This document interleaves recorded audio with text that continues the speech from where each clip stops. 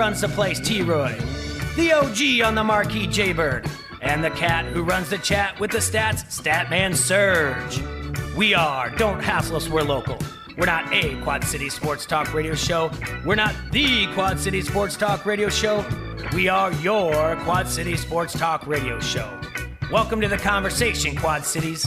But first, the Dawn.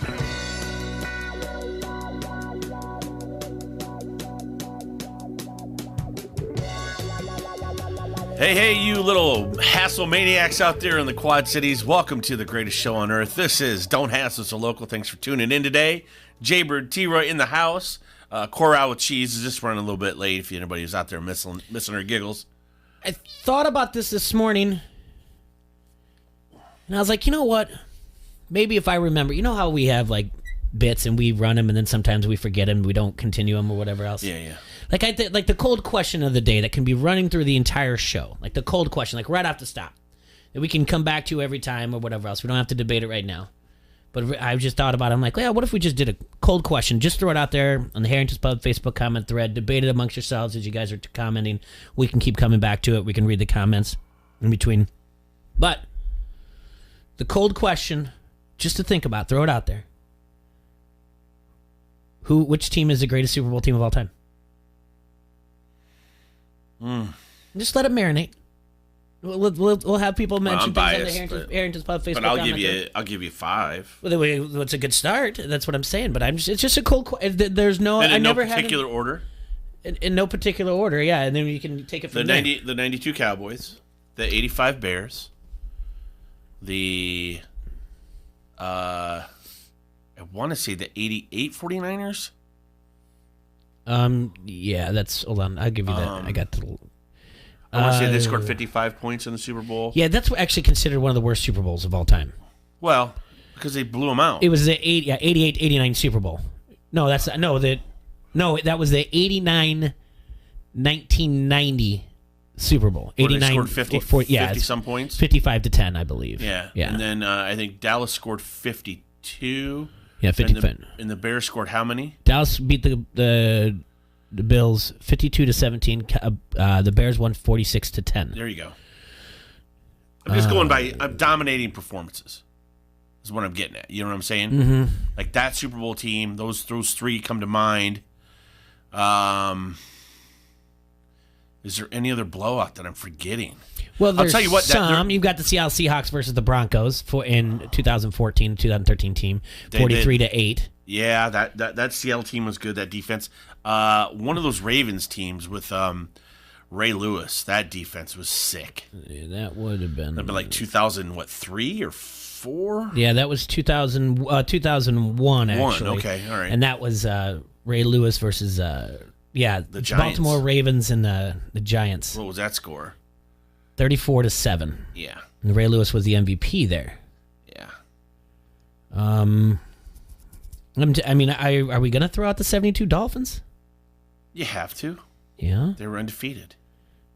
I don't really think of I have to look back at this. See, these are, Easter eggs, we might know this a little bit more because he knows the history of the Washington football team at the time when they won, known as the Washington Redskins. I have no problem saying that. They had a pretty 42-10. Yeah, they had a dominating performance in the 80s. Mm-hmm. It was Riggins, right? Yeah. Wasn't that... No, that's 83. That's the 83 one where Redskins beat the Dolphins. John Riggins was the MVP there. The one that I'm talking about, the 1988 one against the Broncos, Doug Williams was the quarterback for the Redskins. Yeah, that was pretty dominant.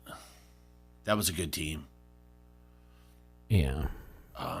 What was the other one? Cowboys Broncos in the 70s. What was that score? It would have been like 78 Super Bowl, 77 Yeah. Cowboys won 27-10. Yeah, well. Again, something we keep coming back to. Keep looking at the Harrington's Pub Facebook comment thread, see what people are saying about it. So we'll do that. So we got some other things to look at. More Super Bowl stuff, the big game. We're going to talk to some people the rest of the week. I think a little bit later we're going to we're going to even maybe put together an all Super Bowl team, mainly just the offensive specialists and defensive specialists. Now, I'm not going to get too far into the left guard or anything like that. There's other news that we talked yesterday. Dustin Pedroia retired, and I think he's for sure Hall of Famer. I don't know if it's first ballot or not, but and this is just breaking news. Uh-oh. I wonder how this is all going to work, so I'm just going to read this straight off. Usually I don't do this. This is according to I gotta look at the word. Anyway, for all you gamers out there, EA Sports is bringing college football video games back. Yeah. The company You just saw that? It just came across. Yeah, it's been out this morning. Yeah, the company announced Tuesday it has partnered with collegiate trademark licensing company CLC on the development of a new video game franchise called EA Sports College Football. It will mark EA Sports' first college football game since the cancellation of NCAA football in 2013. We've heard from millions of passionate fans requesting return of college football video games. Cam Weber, EA Sports Executive Vice President and Group GM, said in a statement, "We love the energy, tradition, and pageantry of college football, and I am beyond thrilled to say we are back in development." Can they bring back the commercial where it says, if it's in the game, it's in the game? Yeah. I like that commercial a lot. Do ya? Hey, Coral's here, everybody. Thanks for joining us. Coral's here. She didn't come in with the sass or anything. No sass today. And then, just want to share. I didn't get to share. I haven't got to share coach's corner story lately. Oh God. I didn't do anything this time. Yeah, is this one I kind of heard? Which one? Volleyball? Yeah. Yeah. So, Jay. but I'm doing better or whatever else. Are you? Yes. Oh, God. Jay. All right. So I have the coaching, just the bug in me at all times. Yeah. All right. I know I've said I don't know much about volleyball. That's fine. I can learn the game because Bump set spike. Yeah, I learned it in 6th grade gym class. I mean, there's still a lot to learn in volleyball, but continue with your story. But the coaching bug gets in me, and then I'm sitting on the chair, and I'm getting a little bit more frustrated if things aren't going in a way that our team is winning, right? Yeah. So then I'm like, we have get to with do it, like, man. Hey, my team won last night. and I become like that parent that you're not supposed to be. But I keep to myself. Keep that in mind. I don't talk to the other parents and say anything. But in the end, I'm like, hey, I'm basically kind of doing the Jedi mind trick to tell our coaches to call a timeout because the other team's on a run. Yeah. And then I didn't share this with you. At one point, I pulled my masks down and I grabbed Sophie's attention. I'm like, Sophie was on the bench. I'm like, Sophie. She like looks at me. I go, tell your coach to call a timeout. Oh, no. She goes, no, I'm not doing it. I'm like, do it. And then I go, if you don't do it, and then one of my softball players is on her team too. I go, if you don't do it, I'll get Cam to do it for me. She'll do it. They never did call it.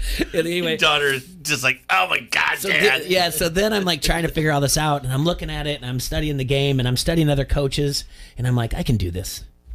I think I'm going to get into So now coaching. you're going to be a volleyball coach. Man, on top of all the other crap you do. Yeah, then my brain was like, the smart God. side of the brain. You and Jay Money are in the same cut, man. You guys both can't be busy enough. The smart no side of my possible brain. way. The smart side of my brain said, "Shut up right now."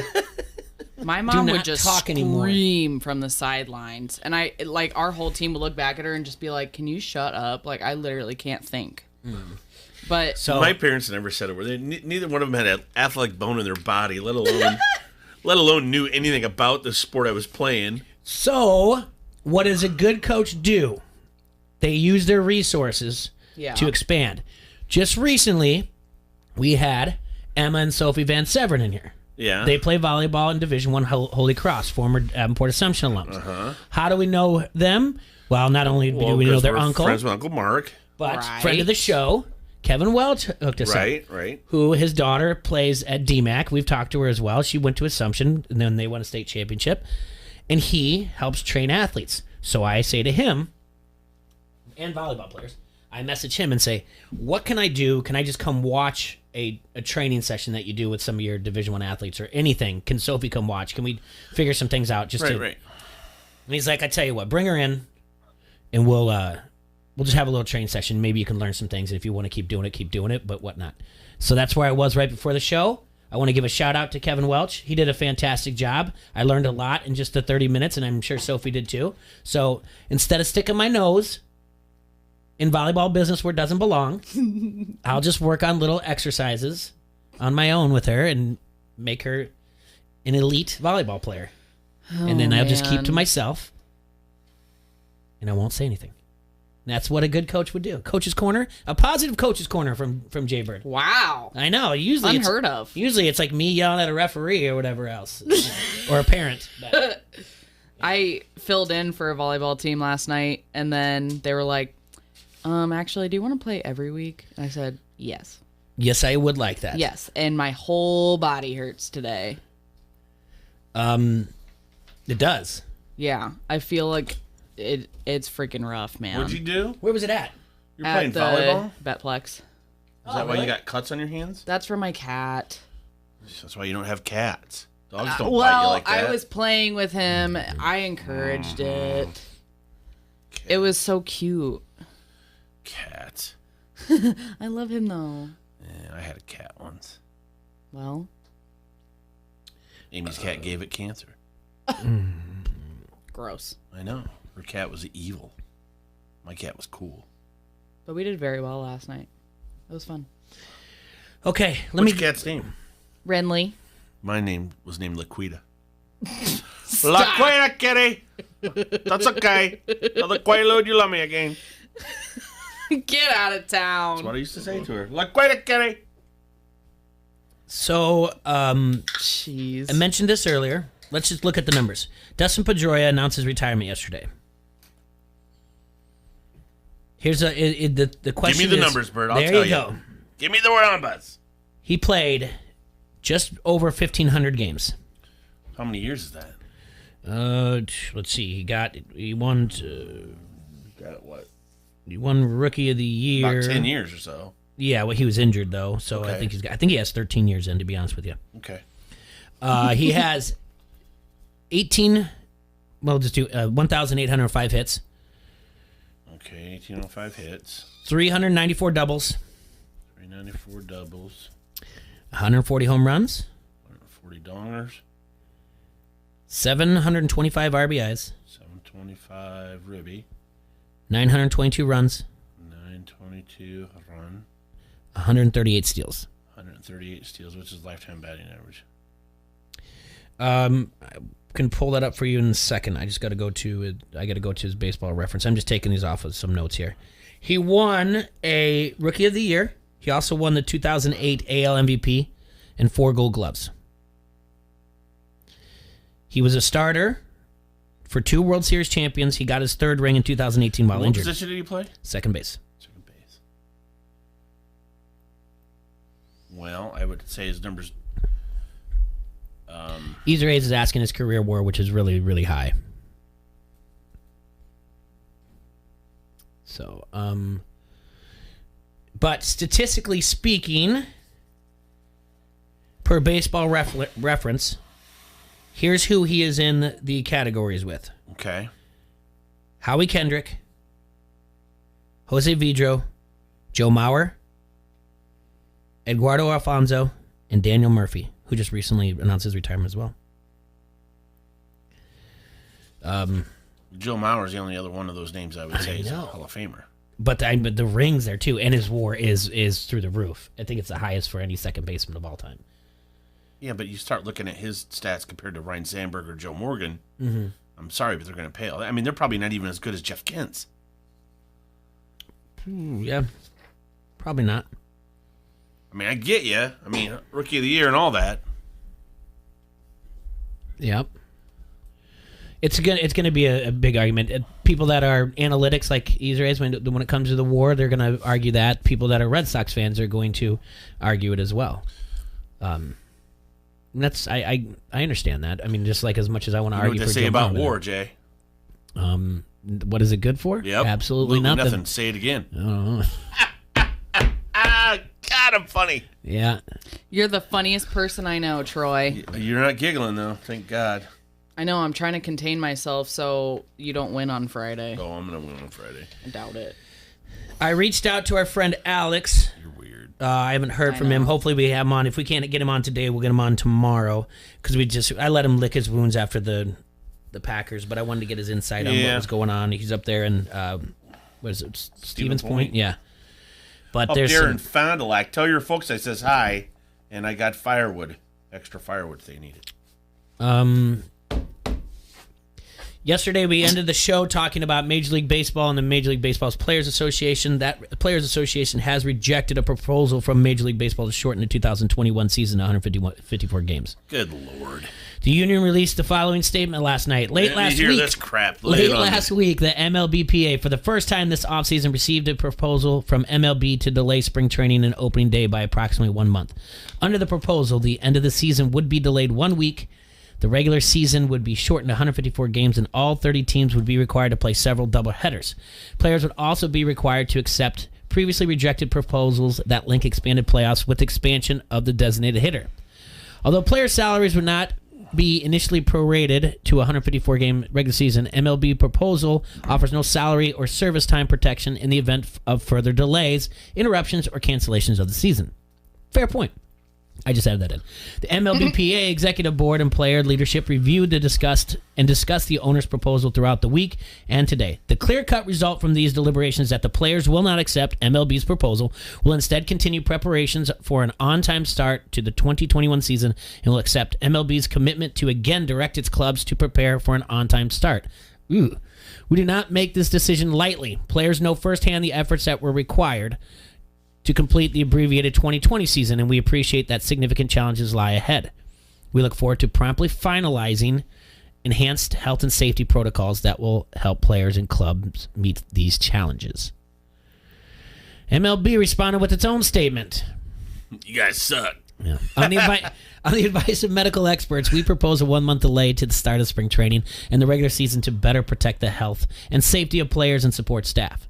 A delay of the season would allow for the level of COVID-19 infection rates to decrease and additional time for the distribution of vaccinations, as well as minimizing potential disruptions to the 2021 season that currently faces all sports. And then the rest of it's kind of stuff you all understand that we went through yesterday. In light of what goes on to say, in light of MLBPA's rejection of our proposal and their refusal to counter our revised offer this afternoon, we are moving forward and instructing our clubs to report for an on-time start to spring training and the championship season, subject to reaching an agreement on health and safety protocols. So basically, yeah, you guys are jerks. You told us no, and we're just gonna make it. Yeah, and we're gonna make it sound like we're doing so much better. And we were the ones that were trying to just make safety reasons, and you guys had to come in with your mumbo jumbo about that we didn't really show any way to protect in case there's a cancellation for our players. So Alex says he can call at 1:30. Oh yeah, where did you hear that? He just messaged me. I tweeted him. I said, we want to hear from you today. Yeah, it's good. Yeah, he just texted me back. Good. Cool. Well, good. Then it's 1 o'clock. We'll talk to Vasco. At 1:30, we'll talk to him because I do want to talk to him about the story that's coming out, that just came out about Aaron Rodgers. It has nothing to do with him driving around in the back of a truck with a case of Miller Lite. Bud Light. Gross. Was it Bud Light? Sorry, yeah. Oh, that's better. And there's Miller Lite's disgusting. other things as well. And then finally, we do know. I'll ask you a sports question, before we go to break. Yes, sir. And then we'll come back with our. Is it like a We're trivia gonna talk question? about the greatest teams of all time. Yeah, I don't think it's gonna be a tough one for you, but it's a trivia question. It has to do with the Super Bowl. Okay. All right. All right, I'm ready, Bird. Lay it on me. Just a real quick one, and you can answer on the Harrington's Pub Facebook comment thread, or answer in your car, or whoever you're riding in the car with, or whoever you're sitting next to work with, and you can debate it as well. Don't answer now. Just wait till we come back. Okay. Which city has hosted the most Super Bowls? Okay. All right. We'll be right back. ESPN 1170 AM. Don't hassle us. We're local. Got it. Hey, Quad Cities. Stop going to your favorite social media sites asking for suggestions of where to go to get your oil changed, who does the best tattoo work, or the best place for lunch in the Quad Cities. You know what you should do, Troy? Go to localslovers.com. Yeah, and then click on Quad Cities and browse favorites. It's super easy to use. Even Troy can do it. Whatever. And they even rank the most popular places for you. Well, they better. I might need it. I think you do. Locals love us. Your guide to the best. We're going streaking through the quad and into the gymnasium. Come on, everybody! Give me a hell yeah! I said give me a hell yeah! You like that? You like that? This is Julian Vandervelde, and you are listening to Don't Hassle Us, We're Local. This week at Macy's, get 20 to 65% off great Valentine's Day gifts they're sure to love. Give them something amazing from the Effie Diamond and Gemstone collections, now 60 to 65% off. All sterling silver jewelry, 65% off. And more dazzling fine jewelry, 45 to 55%, plus an extra 20% off. Plus, Macy's Star Rewards members earn on every purchase except gift cards, services, and fees. Savings off sale and clearance prices, exclusions apply. Inventing an industry. More from the Iowa Almanac in a moment. I'm Michael Swanger, owner and publisher of Iowa History Journal. Now is the time to subscribe to Iowa History Journal, as you won't want to miss the incredible stories we have planned for 2021. They are the kind of stories that you won't read in other magazines. As we begin our 13th year of publishing Iowa History Journal, we remind Iowans that many of our back issues are also available. Get your copy of our January-February issue at Hy-Vee and Fairway, or visit iowahistoryjournal.com and order it today. If necessity is the mother of invention, then Pella's Gary Vermeer could be called the father of invention. In 1943, at the height of World War II, it was hard to find enough men to keep Iowa's farms operating. 25-year-old Gary Vermeer invented a wagon hoist, which made it easier and less time-consuming to unload wagons. Neighbors heard about the invention, and they all wanted one of Gary's labor-saving devices. 5 years later, he partnered with his cousin, local banker Ralph Vermeer, to create the Vermeer Manufacturing Company. Eventually, the company expanded beyond agricultural equipment, producing construction, environmental, and industrial equipment as well. But perhaps the best known of all Gary Vermeer's inventions was the round hay baler. The first model was built within a month back in 1971, and the machine was patented 4 years later. Gary Vermeer was named Iowa Inventor of the Year in 1984 and retired 5 years later. When he died in his hometown of Pella on this date in 2009 at the age of 90, he left behind a legacy of inventions and philanthropy. And that's Iowa Almanac for February 2nd. There's more online at iowaalmanac.com. Until tomorrow, I'm Jeff Stein. Sports bettors, are you ready? You can now experience Iowa's premium sportsbook from the comfort of your own home. Download the PointsBet app now and use code Iowa2K to get 2 risk-free bets up to $2,000. When you bet with PointsBet, you get faster bets, faster withdrawals, and faster rewards at your fingertips. All on an easy-to-use app rated #1 on Trustpilot.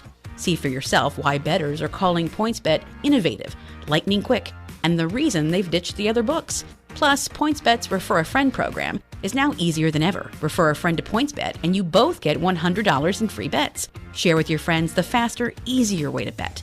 Download the app now to experience Iowa's premium sportsbook for yourself.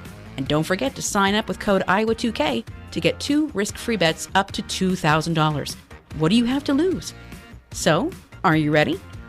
Gambling problem? Call 1-800-BETS-OFF. Frank's Red Hot is the perfect blend of flavor and heat. That's why you can use an entire bottle to make buffalo chicken dip. The kind you might make for when you're watching the game at home. And maybe this year there's less people around to watch the game with. Yay! But that just means there's more dip, and it's all for you. Some of you may say, that's too much dip. But deep down in your heart of hearts, you know it isn't. So go ahead, finish it. Frank's Red Hot don't judge. Frank's Red Hot, I put that on everything. When you're listening to the best sports talk, you know you found your sports leader. ESPN 1170 AM.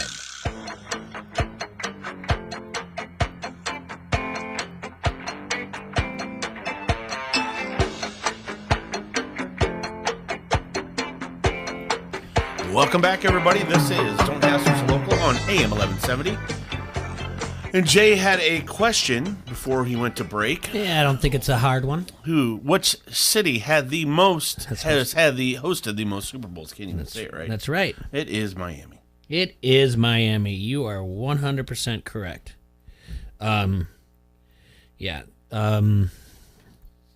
don't know I could look up what the second one would be. What would you think it is? Second one would probably be New Orleans.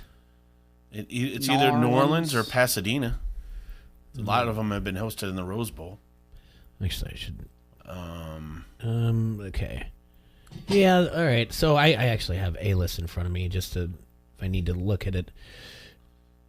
It's not organized anyway. I don't have the, but New Orleans. I think New Orleans might be up there. 2, 3, 4, 5, 6. Only 6. Oh, there's 7. 7 times. That's New Orleans. Yeah, but I bet you Pasadena's there too, the California area. Or like, I guess, would you give Pasadena, LA the same thing? No? I don't know. No, I mean, I guess not. Because the Coliseum's where they hosted in Los Angeles, but they haven't been back. Let's see, when was the last time they were in Los Angeles? They haven't been in Los Angeles in a very, very long time. They haven't done Pasadena in a long time. Nope. Not since 1993. Yep, Cowboys versus the Bills. Tampa's got to be up there, too. I think it's New Orleans is the second one. Probably. Tampa. Yeah, Tampa's had a few that I remember. Mm-hmm. So when we talk to Alex at 1:30, we'll talk to him about this, but I just wanted to bring this up. The drama of Aaron Rodgers. I mean, obviously we know what he talked about after the game and the loss, and they fired. We didn't even talk about that. They fired their defensive coordinator. Oh. Green Bay did. Oh, they did. I did not hear that. Yeah, they did that over the weekend. Even though Matt LaFleur keeps insisting he wants a quarterback, Rodgers' old teammate and friend, TJ Lang, says he feels a little bit differently about what's going to happen with Rodgers. Lang played for the Packers from 2009 to 2016, and during a radio interview yesterday, he said that he believed Rodgers' bitterness towards the team stems from them drafting Jordan Love in the first round last year when he was hoping they'd go all in the Super Bowl. Lang said, quote, "I think he's going to make them pay, man. He's going to want some sort of new deal where they guarantee a couple more years for him, security-wise, being in Green Bay. I don't think he wants to go anywhere, but I think he's going to hold their feet to the fire and say, hey, if you're going to keep me around, A, you're going to pay me, and B, you're going to bring in some players that I want to play with where we can take it to the next step." Yeah. I mean, that's fair. Mm-hmm. So, I just wanted to see what's going on there. I mean, I don't know what they need to do to take it to the next step. A receiver, I think they're fine on the running backs, right? Yeah. It leads me to something that I wanted to break down with you also. ESPN.com yesterday. Okay? They took 6 NFL analysts and they asked each, if you look at every single team in the NFL. So I just want you to know if you feel, you can give me your list and then if you agree with it. Okay. But that doesn't mean that what they wanted to do was to make them be realistically to be considered a Super Bowl contender next year. It doesn't mean playoff contender, but rather what the team could do, each team if they're a serious threat to win the title. All right. Okay. So they did it into 6 different tiers. Okay. Current contenders. Current. Yeah, clear-cut current contenders right now. Okay. All right. So that's the very top, right? Yep. On the cusp of contending. Okay. Then you've got still a year away, so that's not next year. But they've got the pieces that eventually, if they make the right drafts or whatever else, they'll get there. And then the other one is 2 years away. So getting closer, 2 years away. Okay. So we have 2 more, right? Yep. On the upswing. That's 3 years out. All right. And then finally, it's all about the process. Trust. They're 4+ years out. All right, so no one's saying there's no chance. They're saying you're on the outside looking in for 4 years. All right. So current contenders. Current right contenders. Now, obviously Tampa Bay and Kansas City. Obviously they're in there. There's 2 more in their list in the top one. Green Bay. Green Bay is on that list. That's right. And Buffalo. That is correct. Buffalo's in there. Yep. For Green Bay, the strategy for becoming a Super Bowl contender, because it's what we're talking about, is that there's some free agency issues. Aaron Jones is going to be a free agent. The center Corey Linsley is going to be a free agent, and they're going to have to keep guys healthy as well. I would say the cusp is going to be bigger than the current list. Let me give you numbers. They just have 4 on here. Interesting, huh? Pretty crazy. All right, on the cusp. Yeah. On the cusp, I would say Seattle. They have Seattle in this list, yes.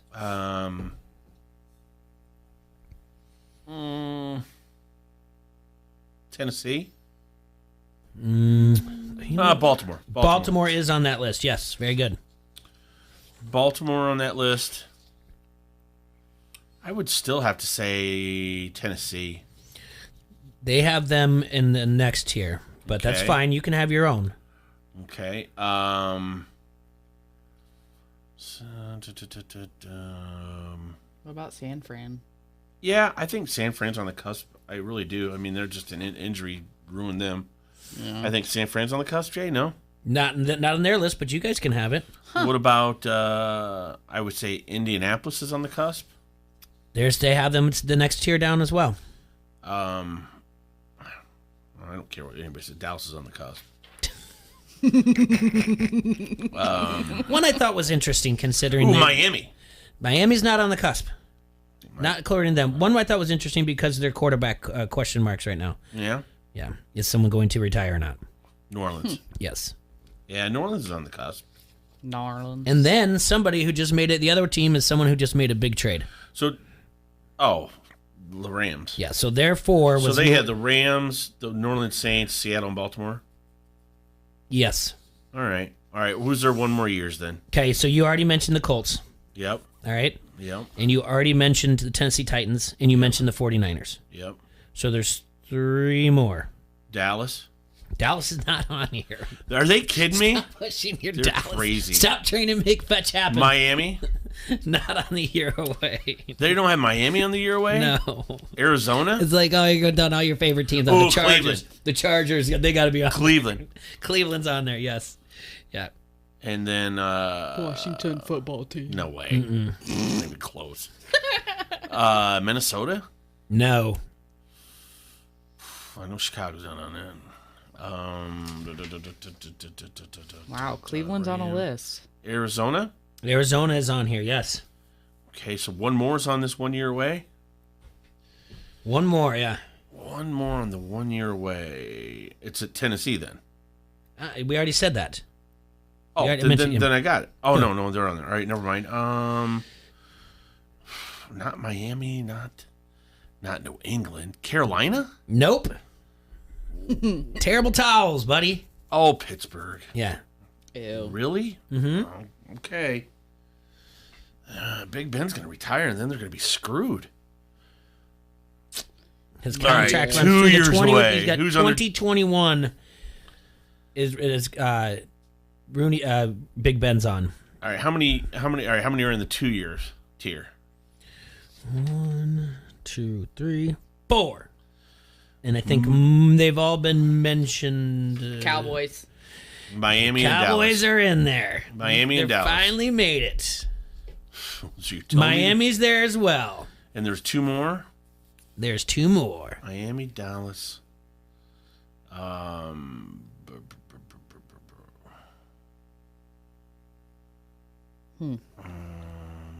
see. We already did those. You mentioned them. I did? Yeah, you mentioned the team.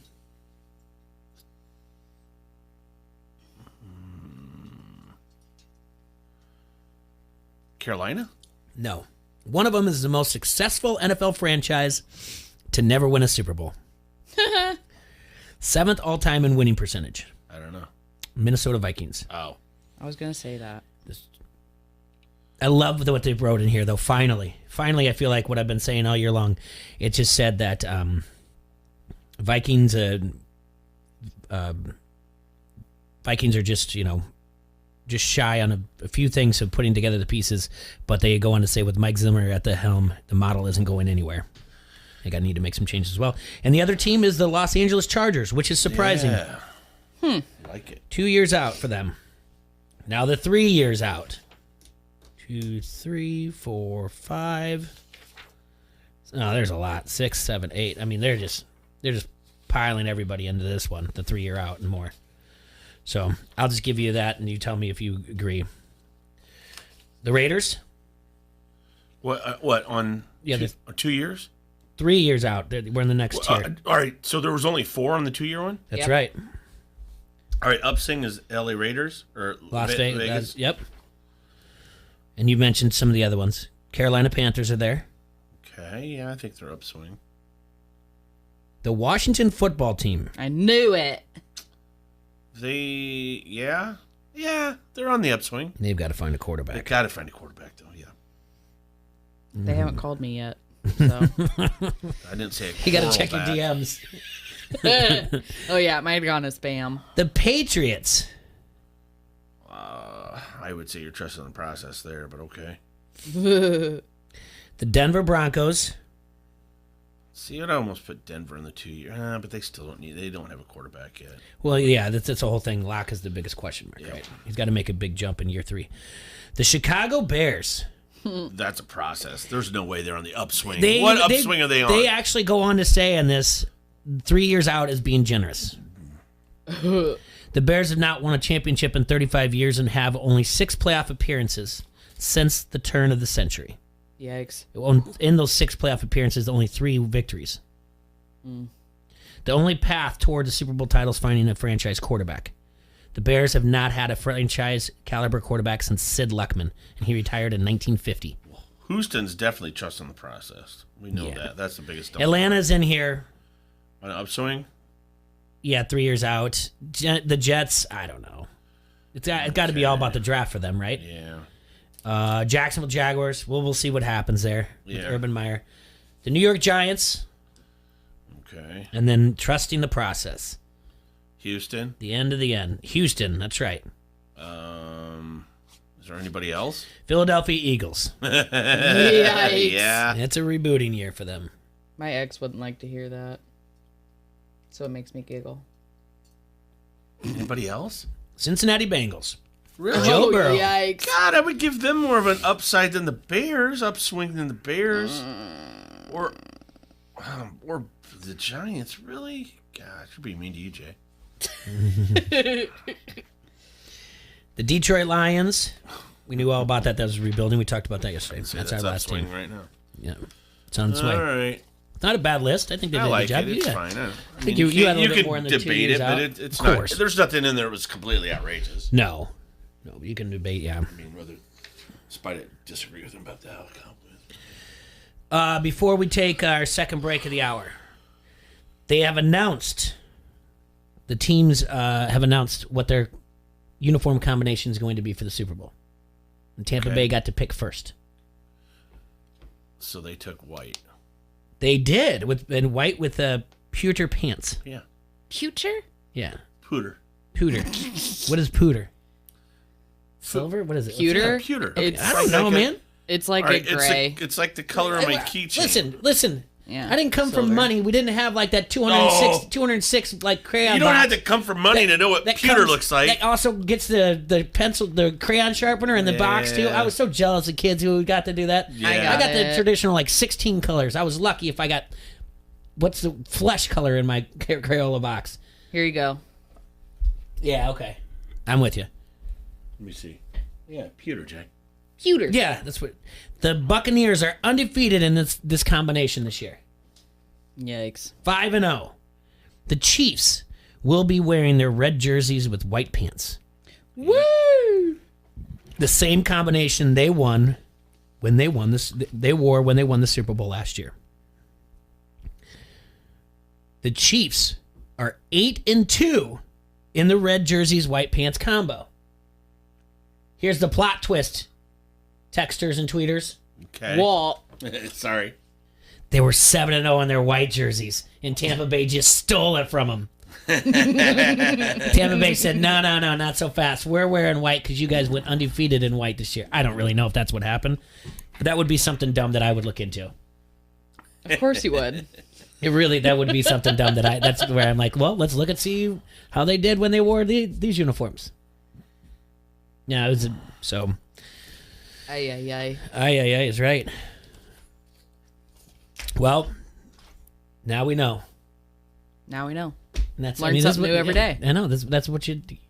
And then before we go to break, I was thinking about this and I got a little sad. What? last year at this time, during the Super Bowl time. There was no COVID. Well, there was no COVID, and we were getting all geeked about a new football league. Now a year later, Oh, yeah. I don't have a new football league. I took the Dragons, I think. We don't have another one? I don't think it's going to start till next year. Turds. Yeah. XFL. XFLJ. Yeah, but they're going to expand the team, so now we can have that fun where we're going to rename the team to what cities Well, they should I'm go going to to. pick a new favorite. And we can pick our favorites based I on don't the even know logos who my again. favorite was. No. I don't know. Mine was the St. Louis Battlehawks. I hated them. Battlecock. All right, we're going to take a break here on ESPN 1170 AM. Don't hassle us, we're local. Locally owned and operated in the Quad Cities since 1934, Tri-City has been your source for restaurant equipment, value, quality, and they have very competitive prices and full service, Troy. Your restaurant awesome. equipment choices include kitchen, cookware, cooking equipment, refrigeration, kitchen utensils, tableware, china, glassware, and flatware. What if I want to buy like a gift for my home chef, Jay Foster? Well, they have that too. They do? Yeah. Shut the front door. Did you know they also price match and deliver to all Quad Cities residents? I love that. F off, Jeff Bezos. So give them a call today at 563-322-5382 for any questions you may need for your bar, restaurant, or personal kitchen. Their showroom hours are 8 to 5, Monday through Friday at Tri-City Equipment, located at 527 West 4th Street in Davenport. We're streaking. We're going up through the quad to the gymnasium. There's more coming. Frank, get in the car. Everybody's doing it. You like that? You like that? Give me a hell yeah. I said give me a hell yeah. Hey, this is Goose, PA announcer for the Quad City Storm, and you're listening to Don't Hassle Us. If you own a small business, you know how hard it can be to find new customers. But maybe you're unaware of new tools that can help your business stand out. Go to GetLocalCustomersNow.com for a free market competitive analysis that will show you what other businesses are doing to find new customers and how you can do it too. There's no cost and no obligation. Be one of the first business owners to sign up and receive $500 in free advertising on this station. Get started today. Visit GetLocalCustomersNow.com. That's GetLocalCustomersNow.com. I'm Kyle Montgomery with NFL Network Now on the Westwood One Radio Network. At 43, TB12 is going for number 7, his first without longtime coach Bill Belichick. If Brady accomplishes that feat, the who needed who most conversation will soon follow. Now, while that makes for good shop talk, Brady's not playing into it at all. In fact, he says he's incredibly grateful for what Belichick has meant to his life as a coach and that he enjoyed 2 incredible decades in New England. Now, Tom's immediate goal is to hoist yet another Lombardi. He also maintains his goal of playing until he's at least 45. Aaron Rodgers caused some questions regarding his future in Green Bay after the loss to the Bucs in the NFC Championship game.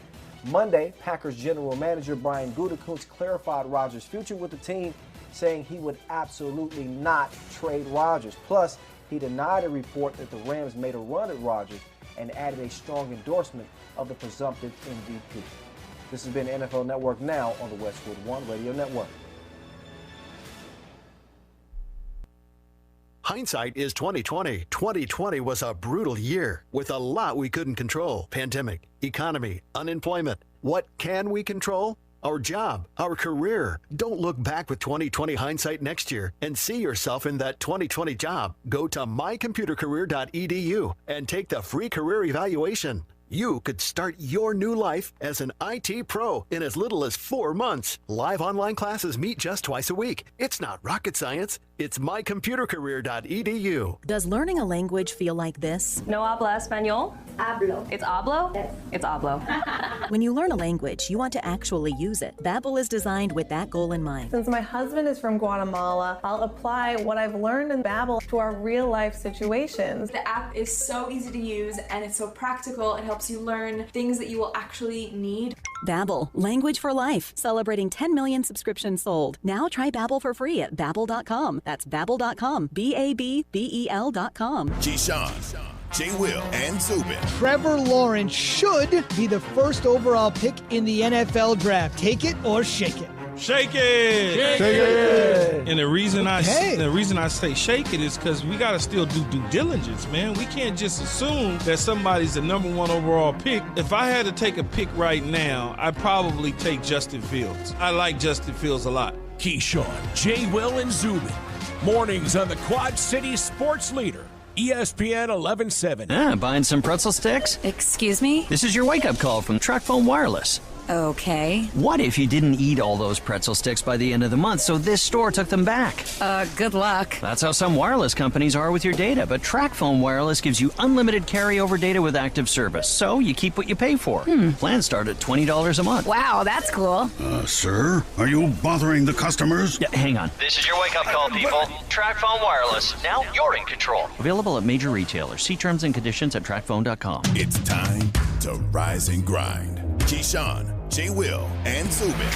What do I do with the number 1 overall pick? I know the New York Jets are sitting there at number 2. Everyone seems to think that Joe Douglas says that he's going to go lock and step with whoever he hires as the head coach to make a decision on Sam Darnold's future. But let's assume that that person moves on from Sam Darnold or want to move on from Sam Darnold. I'm Urban Meyer, and I like Justin Fields because I help recruit him, I know him, and I'm sitting at the number 1 spot. And the Jets are at 2. What I would do is pick up the phone to the Jets and say, hey, we're interested in Trevor Lawrence, but we hear you are too.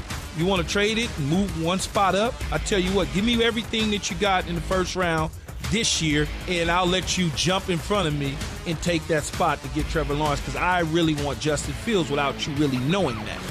Keyshawn, J. Will, and Zubin. Mornings on the Quad City Sports Leader, ESPN 1170.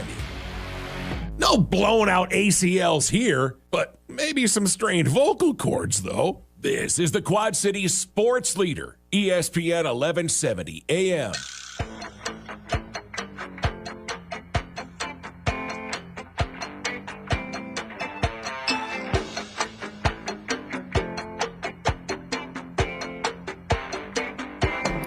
Welcome back, everybody. This is Don't Hassle So Local on AM 1170. Thanks for stopping in. I guess I was late to the party of what happened last night. What's her name again?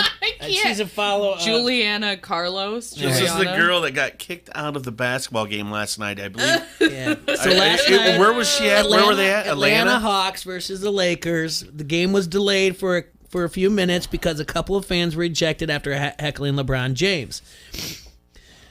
After the game, funny, of course, dude. everyone thinks it's funny because he took a hilarious jab at one of the fans on Twitter by calling her courtside Karen. She made her own video, which did you say, Coral, it's been taken down, but Barstool has it up on Twitter? Yeah, so Dave Portnoy screen recorded it and posted it on Twitter. And then, yeah, she took it off of her story, though. Why? I don't know. Why? If she's that... So anyway, if you can go to Barstool Sports, which, if that's what you're into. But again, it just came up. I don't even know how I saw it. I'm not following them. But anyway, I just Probably watched... because I liked it. I just watched the video twice. She's awesome. She's hilarious, She's 25 dude. years old, and she... Basically, I can't play the audio because I can't work. Yeah, I can't work the dump fast enough to do it. If as I was watching, I'm trying to memorize it so I could just be like turn down the volume or just keep it off on, or whatever else. But I just love that she said, "Mind your own beeswax." yeah, that's at the end. But her husband is their courtside seat ticket holders. He's basically a lifelong Atlanta Hawks fan. Yeah. She says. He has a problem with LeBron. I don't know what it is. She goes, I don't have a problem with LeBron. Yeah. I don't give a F about LeBron. Right. But he says something, and LeBron says something to her husband. So she stands up and says, don't talk to my effing husband that way. And he said, shut the F up, B. Yeah. And she goes, you shut the F up and sit down. And they just go, it's amazing. Like how an NBA player and some 25-year-old girl who's like, all she wants to do is sit and relax and drink her wine. But she's like, I'm not going to let anyone talk to my husband that way, especially not LeBron. So she's upset that she pays for her courtside seats and she's the one that got kicked out. Oh my gosh. And then everyone on Twitter is a misogynist. Freaking they're like, oh, well, if you don't want to be called a B, don't be a B. And then everyone's like... Dude, he tweeted about it. He goes, some Karen at courtside Karen got kicked out. And I said, I tweeted back at him. It looks to me like you were being the Karen. Yeah. I don't care. I'm like, what's he going to do? Well, and then everyone's calling her. They're like, you didn't even pay for your seats. Your husband did. Blah blah blah blah blah. And I'm like, okay, well they're married, so you're just jealous. Yeah. He looks like he's about 50 something, and she's the same age as me. Good for him. I mean, he's kind of hot. Not gonna lie. Well, there's something Us here. 50-year-olds are hot. I know. Look at him. He's got a nice tan. Dresses well. He looks like a douche sandwich. Well, yeah, but he's got money. I'm sure he does. LeBron was probably making fun of him because he had that douche. God, I love it. They're saying this is the fast lane to being the next star of the Real Housewives of Atlanta.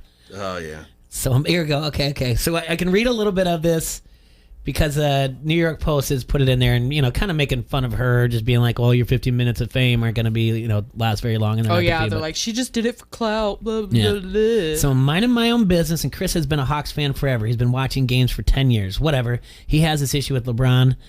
I don't have any issues with LeBron. I don't give an F about LeBron. Anyway, I'm minding my own business, drinking my wine, having fun. All of a sudden, LeBron says something to my husband, and I see this, and I stand up, and I go, don't effing talk to my husband.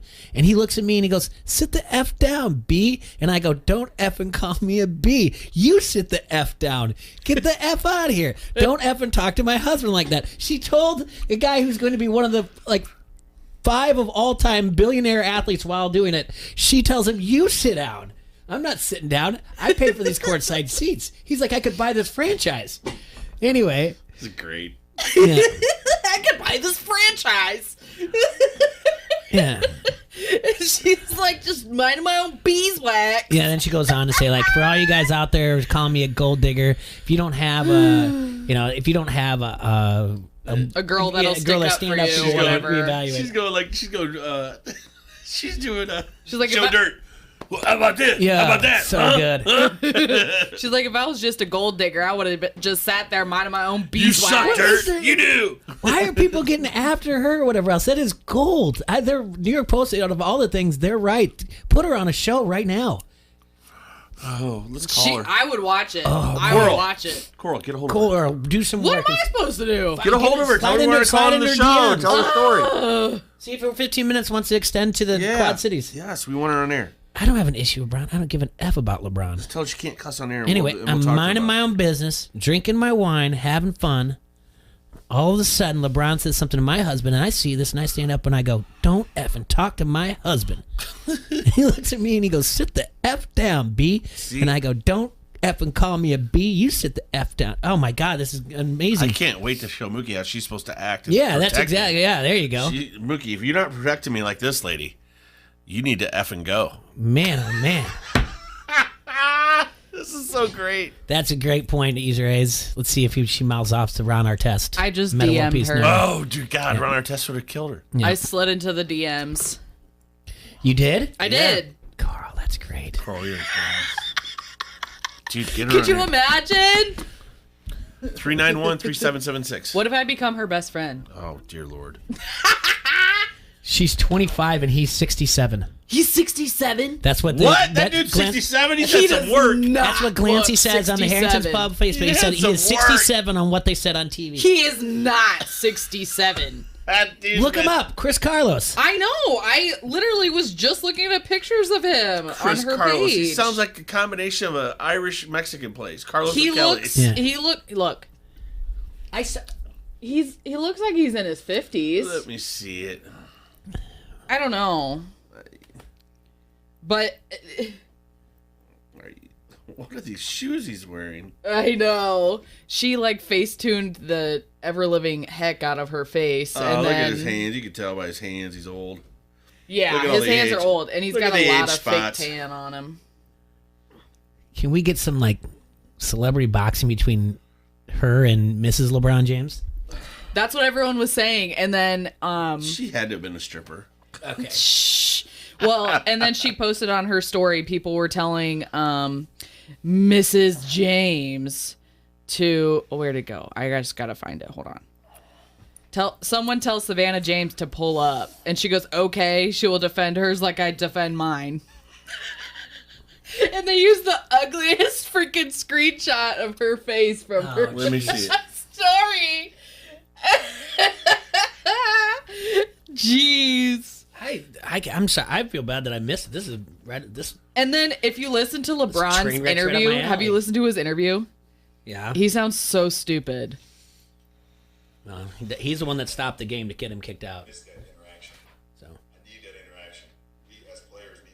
Everyone's like, "Oh, you need the interaction from the game," but then you got him kicked out. Oh, he said he likes the interaction with the He's fans? like, we're so glad to have the fans back in and watching us and whatever. We need that interaction. I need that interaction. The team needs the interaction. Blah blah blah blah. But I can't even remember what the heck else he said. And then all the comments were like, "Okay, so you miss the interaction. You need the interaction, but then you get them kicked out." Is anyone on this? Yeah. Is anyone on this poor girl's side or whatever else? I am. I mean, I'm just not on LeBron's side ever, but she's a complete idiot. I mean, Oh, yeah, I yeah, think yeah. she's I mean, come on. hilarious, dude. I mean, seriously, this really goes back to the. Goes back to what? It just goes back to the fact that they haven't had fans for a while, so they haven't been heckled in a long time. These guys keep talking about the stuff on there and just called Facebook comment thread. And it reminds me of the movie Big Daddy when he's like, his old balls gross and they're just old and out there. She says what's she's his in 5-year love. plan? Yeah, someone wrote that. What's his 5-year plan? Let there be love. Not dying. Hey, old man River, why don't you back up where you break a hip? Oh my god! I wonder if he's taking that eugenic stuff that the Big Hurt is. Yeah, I bet. Stop it! Hey man, I'm gonna start taking it too. I feel bad. I don't think I've ever gotten. I'm gonna show Mookie that dude's outfit and see if she'll let me wear it. I know I've heckled before. Well, yeah, I told you how I met Huggy Bear and dude here. Yeah, where was it? Was it a Thunder game? Yeah. I don't Yeah. want to say names because I don't want to get any. No, yeah, it's fine. But it was a Quad City Thunder basketball game, right? Yeah, but they were heckling some dude from another team relentlessly. Well, and someone brought up, there's not as many fans as there usually is, so they can hear the heckling more than they normally would. Trust me, at and the I'm Thunder like, game back those days, you could hear the heckling. And I'm like, they're on the freaking court side, and these guys are professional ball players. Do you really think that you're not going to get heckled? Well, usually the courtside people don't necessarily do a lot of heckling, but... Well, like you said, he can buy this franchise. But at the same time, if we go back and we recall, not only didn't Jordan, or was it Pippen? I know for sure it was Reggie got in the face of Mars Blackman. Yeah, Spike Lee. They Spike definitely, Lee. yeah, they definitely did it. Yeah. But I think Jordan and him ended up being tight still. Who? Yeah.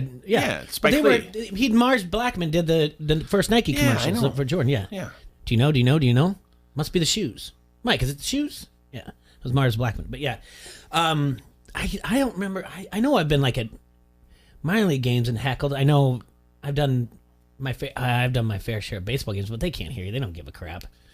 I mean, I remember being at Wrigley on the wall at the visitors' dugout, and me and Huggy were talking to like the San Francisco Giants bullpen, and Jeff Kent was on the team, and we're like, "Hey, so do you guys ever give him crap about having a porn stash?" And they were laughing. And then some dudes like right behind us were trying to give this dude stuff, and like the baseball players, they'll heckle right back. That's funny. They're solid, man. They're like, "Oh yeah, dude." Like, dude was just capping on this kid, and I just started laughing. And then this kid tried to like tell me to be quiet. I'm like, dude, I'm in the stands. I'll slap you. We were at a UNI baseball game, and they would play at that old park in Waterloo. Yeah. And so my buddy, which is gone now. Yeah, my buddy Dusty Drever played baseball for Wayne State in Nebraska. Related to Tyler? And then, and they came into town to play UNI, but we had gone to a lot of games because we knew baseball players, and we were very vocal about everything that was, we were heckling. Vocal? Yeah, but we were really, really bad. And my buddy DK was really good too, and OB was good, and they'd say things and like, I bet you, I'd just screaming because there's not a lot of fans, so being loud, it's heard. Like, hey, it got to the point where you said enough stuff that finally, like, Dusty, they go in the dugout, and Dusty told us later that someone's like, you know those guys? And Dusty's like, yeah. Dad goes, I'm going to throw a baseball right at their chest. I can't. And he said some maybe bad words about us. But I was like, he's like, yeah, I'm sorry. But the only other time, this is quick. I'll say this before we call Vasco. By the time my senior year rolled around in high school in the spring, and you had open campus, and if you had means to a fake ID and maybe it's a spring day in Iowa and you're done with school and maybe might crack a few, whatever else. We really enjoyed doing that and then going for some reason to my buddy's tennis matches and heckle the other team. And I had a good one, like I was really, really bad to a kid, really bad to the point where the guy turned around and he was like, can you just stop? Will you please just stop? And then my other buddy came over and said, like, just play your game, leave him, don't talk to him. And then the coach came over and was like, hey, we don't heckle in tennis. And I was like, well, I do. Well, I do. But I never got asked to leave or anything. But yeah. But I've never been like professionally where I'm like, I feel like they're going to give me the look like, you one more comment. Yeah. I'm gonna go off on you. But my grandma got kicked out of a basketball game. I got kicked out of a basketball game. You did? Yeah. In high school or college or pro? College game. What for what?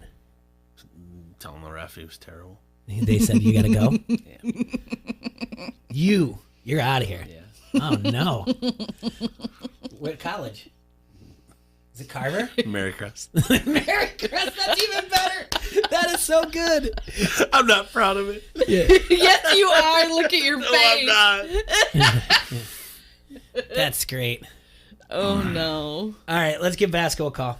He had very thin skin. I only made like one comment.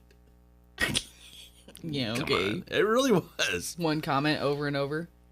No. Well, there was some fouling going on. I'm like, dude, open your eyes.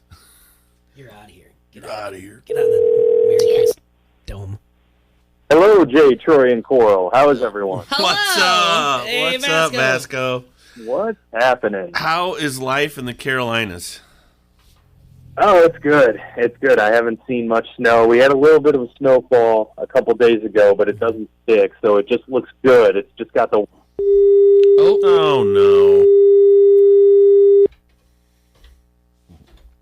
Gosh darn it. That happened to us last time. Yeah. Thanks for calling in. All right, ready? Yep. Hey. Hey, buddy. Sorry about that. No worries, no worries. It just keeps the suspense going. But yeah, no, things have been good out here, for sure. I know that you guys have gotten a lot of snow, and that's one thing I honestly don't miss at all. So that's been pretty nice. I'm so jealous. Yeah, I mean, it's only supposed to snow again. It's like 50 degrees out right now, so no complaints. Well, it's only, like I said, it's only supposed to snow like on Thursday and a little bit on Saturday, and then on Super Bowl Sunday it's supposed to get down to -13. So it's looking, Awesome. things are looking up. Oh, not bad, not bad. It's just a better excuse to have buffalo chicken dip and stay inside. Yeah. That's just what we call a Tuesday in the Midwest, right? Exactly. So what have you been working on down there before we dive into the NFL, the big game, and predictions and anything else? What have you been working on down there? Yeah, it's actually funny you ask that because we just have a big project that I'm finally gonna unveil on Friday. It's something we've been working on for a little over a month now. Doing a top 10 Carolina Panthers of all time list, and it's not just me sitting down putting together this list. We got all these beat writers from The Athletic, AP, ESPN, local publications, and all things like that to get together and kind of create their lists. And we've tallied up all the votes and put our final list together. And we're going to reveal that on the website this upcoming Friday on WSPA.com. So it's been a really fun project to work on. And I'm really looking forward to it. Did interviews with all the guys as well, so they have like some cool stories about the players and things like that. So really, and there's some surprises in there as well that maybe you wouldn't think would make the list. But one spoiler I could say is Luke Kuechly did in fact make the list. What a surprise! Yeah. I don't want to go down the whole Carolina Panther guys who definitely should not be on that list. But I was just in my head, I'm trying to figure out the over-under number of Carolina Panthers that I could name that possibly might be on that list. And I don't even know if I can get to 5 I can or name 6. one because infamously, Ray Caruth. That's the one that's not on the list. Yeah. Yeah, he's not going to make it. I know. Yeah, I'm saying it could. Oh, out of the just 10, name them all time. I mean, obviously Cam Newton. You got Christian McCaffrey.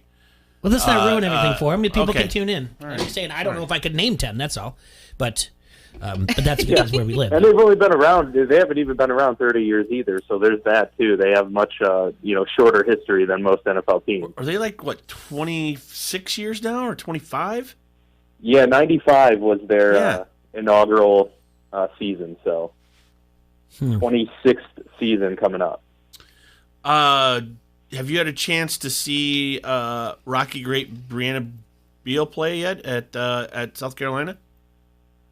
So I did get to see her play in person, but only once, and that was actually right when I arrived here, just about a year ago, for the SEC women's basketball tournament. That was right before all the COVID stuff kind of hit full blast. So I got to go to the Bon Secours Wellness Arena out here, which is where they hosted the tournament. Got to see her in person. She played a pretty good game. It was against Mississippi State at the time, and but it was interesting to see everyone together because looking back, that's the last memory I have of going to an event with actual people in the stands and everything like that. We've had a couple limited capacity events since then. But yeah, no, obviously here in her second year now, and she's definitely carving out an even bigger role for herself. So I can tell you, man, South Carolina women's basketball is obviously huge out here, and the fact that they've been able to maintain a dominant, stranglehold in the sport, says a lot to Dawn Staley, and you can see why Brianna Beal, picked South Carolina to take her talent. She could have gone a lot of other places and been the person, but she's just as talented as everyone else in the lineup, and that's what makes them so dangerous. So it's been cool to see her success, and I'm probably one of the few people that's actually legitimately covered her in high school and college. Yeah, it's true. Nice. So not to pull a scab off any wound here, but obviously the Pittsburgh Steelers season didn't go quite the way it started out, and it was looking really good. And I mean, your thoughts? What's going to happen with the Steelers moving forward? I think injury to the defense had a lot to do with your demise. That just on me. You lost a lot of quality interior linebackers throughout the year. Yeah, I mean, that certainly hurt the team. I still feel like the defense obviously didn't play well in the wild card game, but I still feel like their Achilles heel for most of the year was the run game. They just couldn't run the football, and that's almost impossible to go deep into the playoffs if you can't have any semblance of a run game. I mean, we saw Buffalo able to do it, but then again, they had a quarterback that could run, and it's kind of the same with Kansas City, is they haven't had a great run game throughout the year. Tampa, none of these teams have really had great run games, but they've been able to run when they need to, or on a 3rd and 1, they're able to get that push. It seemed like the whole season long, the Steelers could never do that, and when you got Big Ben off of surgery, having to throw 40, 45 times a game, it's not a good recipe for success, and that's kind of just where we saw them fall apart. Ben didn't play well either, and when, it all kind of just came to a head. It was a perfect storm in that wild card game. I'm just sitting there watching it, just like every issue from the past 3 years that they've had seemed to manifest itself in that game in the worst possible time, in the worst possible moment. And so, yeah, man, it was really sad because it seems like the window, it might just have a slight crack in it now, open, because with Ben on the very, very tail end of his career, I think he comes back next year for a final season, but the Super Bowl window is almost completely shut at this point, and that's obviously a bummer. We'll see kind of what they do about addressing the quarterback. I mean, that's got to be something they have to do in the next year and a half to 2 years. Otherwise, they're going to be in a deep hole for some time, it seems. So, I mean, I'm optimistic. I'm looking forward to seeing what they do. But they're going to lose a lot of free agents, and it's just, it's going to be a rough road ahead if they don't get the quarterback situation figured out. All right, let's move a little bit east. No, I want to know one more thing. Oh, okay. Did you lose your mind when Tomlin decided to punt? At the time, I was trying to make the case that it was a smart move, and then I completely backtracked that after thinking on it a little more. It was a terrible decision, and I was upset with myself for even thinking at the time that maybe this is a good thing because the defense has actually been finally locking them down. Yeah, you can't make that move in that time. I mean, when you're a team down 28-0 and you get yourself to the point where you can actually put your foot on their throats and make them actually have to play on their heels a little bit, then that's something you got to try and do, because at that point the game's almost out of hand. I've always said, like, when you're about to do an action in a situation like that in a game, if the other team is hoping you do something, you do not do that thing. Yeah. And that's exactly what they did, was punt. I mean, that's exactly what Cleveland wanted them to do. So, yeah, that was a rough situation. It's been before I let T-Red take over. It's been a long time since we've got to recklessly speculate. So here was, if this were to happen, which it didn't. And Tomlin is a Hall of Fame coach, we know that, and he's a Pittsburgh Steeler. But if this was a situation where the front office couldn't get over with this, and they don't want to fire him because they don't want to pay him out, but they'll trade him to one of these teams when they did have an opening, which there's any more. What is the draft value pick for Tomlin?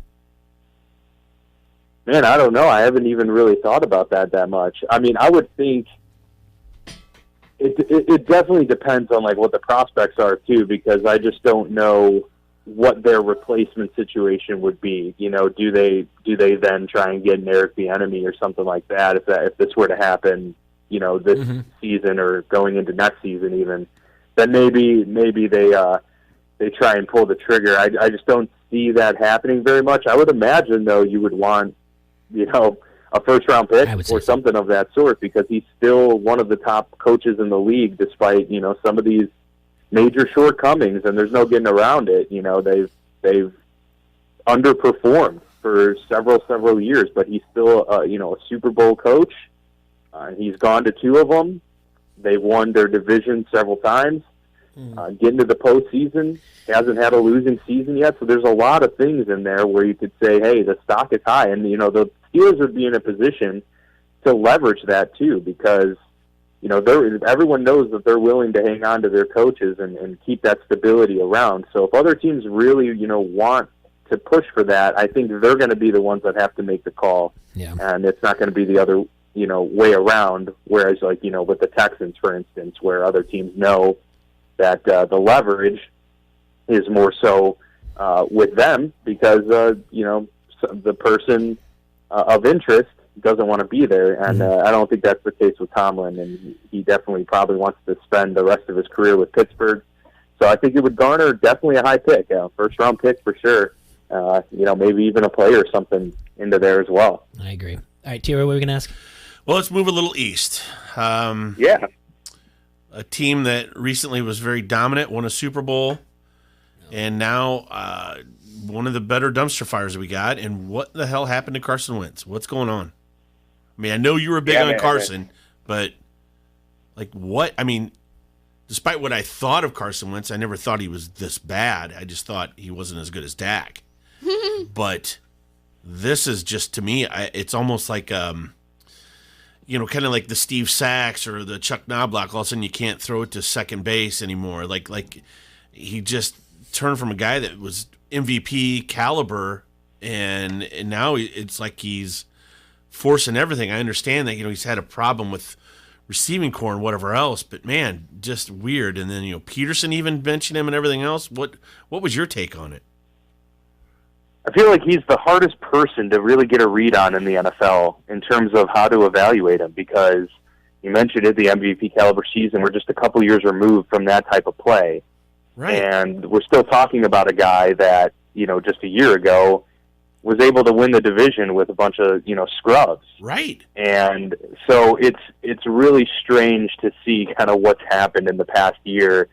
And I've been high on Carson Wentz for several years, and it's like I've really, over the course of the season, really backed off of that, just because I still think maybe a new scenery and stuff can resurrect some things, but reports have come out about his, lack of coachability, and maybe his presence in the locker room isn't as great as we once thought. And then on top of that,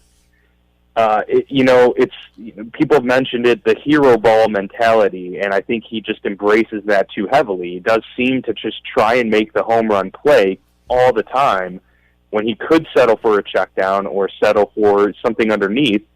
And, he just hangs onto the ball a little bit too long and forces too many passes. And look, for some guys that can work out. Brett Favre was that way, but you have to have plenty of the good to go with the bad, and lately it's been a lot more bad, and we're seeing him miss guys in the flats, way overthrowing them and stuff, and it's like, wow, you can't do that at the NFL level. I'm hopeful that he's able to turn things around. I'm not sure where he'll go at this point. I mean, there's still some places that could definitely be a fit for him. Reuniting with Frank Reich in Indianapolis would be a great situation. Yeah, and like I said, I don't know if this new head coach is going to be the answer for him. I mean, obviously, him and Doug Peterson had rapport, and Peterson, for a Super Bowl winning coach to be out that fast is odd to me as well. I mean, it just so weird. Obviously, I don't have any love for the Eagles, but as you look at it from the outside, as a fan of that division, you're like, whoa, this is just strange, Yeah. And especially as crappy as the division was, there's still a dumpster fire in Dallas. Fat Jason Garrett just isn't the answer either. And, even if Dak hadn't got injured, I think they were still going to deal with a lot of issues because he made a horrible choice for a defensive coordinator and their defensive scheme, along with just, I'm sorry, I just don't think Mike McCarthy's a great coach at all. Yeah, it's just, it's one of those uninspiring choices, right, that we see a lot of teams make, and you're just like, what's going on, And, Houston just did it too. Obviously, McCarthy had way more, a much bigger of a resume, but it's like, there's just a lot of question mark picks, especially when a guy like Eric Bieniemy just doesn't get a job. And you're left wondering, how is this possible? What's going on in the interview with him? Jay and I have talked to this privately and on air, but it's like, it's almost so there has to be something going on in the interview room that we're not privy to, because the guy's resume is there. It's either that or it's, a lot of these teams just trying to outsmart everyone. It's trying to make the value pick where, okay, well, with Bieniemy, we'd probably have to pay him, a few million more than we would someone else. So let's get someone else, and we can be the smart ones that discovered the missing, the diamond in the rough, if you will. But yeah, with Houston, for instance, taking a 75-year-old coach, who's never been a coordinator, I'm not sure you're going to find the guy that at age 65 suddenly just bursts onto the scene. But we'll see. Yeah, he's already older than Belichick, I think. Yeah, right. Yeah. So, what are you thinking about for the big game here? Yeah, man, it's I think this is like the perfect scenario, with so many narratives coming out of it. If Mahomes wins, is he the guy that's going to be chasing down all of Tom Brady's records? And he would then, at least you could say, he's on his way to actually getting there. 2 Super Bowls in back-to-back years, 3 AFC championships, and 3 years as a starter.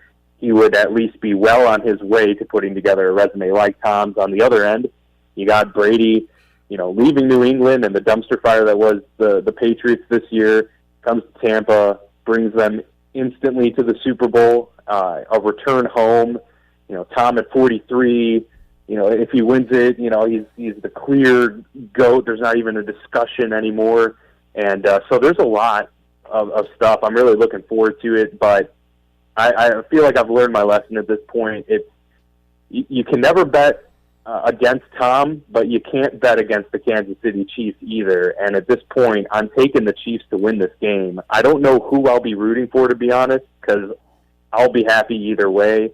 But I think the Chiefs just have more firepower in them. They have the ability to get the bigger play when they need it. And to be quite honest, they could be down 14-0 right out of the gate, and the odds of them winning are still in their favor somehow. That's just, it's mind-boggling what they've been able to do with Mahomes the past few years. So I'm going Chiefs on this one, but I think it's a close game throughout, and I think it's fairly high scoring, and we're probably in for a dramatic fourth quarter, I would bet. I think we're pretty much paddling in the same boat over here. We're hoping for that at least. I mean, I don't want to see any blowout. Yeah, I said 32-28. Okay, yeah, I think my guess was like 34. 32-27. I said 32-27. Sorry. Yeah. Okay, well, we're like basically right in line then. But I took Tampa Bay. Mm-hmm. Oh, gotcha. It really could go either way, though. It's going to be close. Yeah. Before we let you go, and we appreciate your time, we asked a cold question at the start of the show, and it was, who is the greatest Super Bowl team of all time? And do you have any teams to float out there? Just to, I mean, it's not anything we're going to figure out right now. We'll figure it out by the end of it. We're just making a list. And I mean, it's kind of the obvious ones are still there, but is there any Steeler team out there that you want to throw in there? You know, I may be biased, but I kind of feel like the 78 Steelers, okay. with just how many future Hall of Famers they had, and winning Super Bowl 13, and you talk about Joe Green, Lynn Swann, Terry Bradshaw, Franco Harris, Jack Lambert, Jack Ham, Mel Blount. I mean, you can go down the list of the Hall of Famers they had on that team and how dominant they were that year. I believe that year in particular, they gave up, I think they had like 6 shutouts and averaged, 10 points a game to opposing teams. So it's just an incredible run. So I would definitely put them up there on the short list of greatest Super Bowl teams ever. All right. I think that's fair enough. Is there any prop bets out there that you've seen that have been interesting for you for the Super Bowl? Yeah, I saw a couple interesting ones, and there's one that I always like, and I know they probably do this most Super Bowls and stuff. But the will the 2-minute warning end at 2 minutes, or will it end at 1:56 or 57, something like that? I always thought those were interesting ones. I like that one a lot. But there's one, will Tom Brady throw?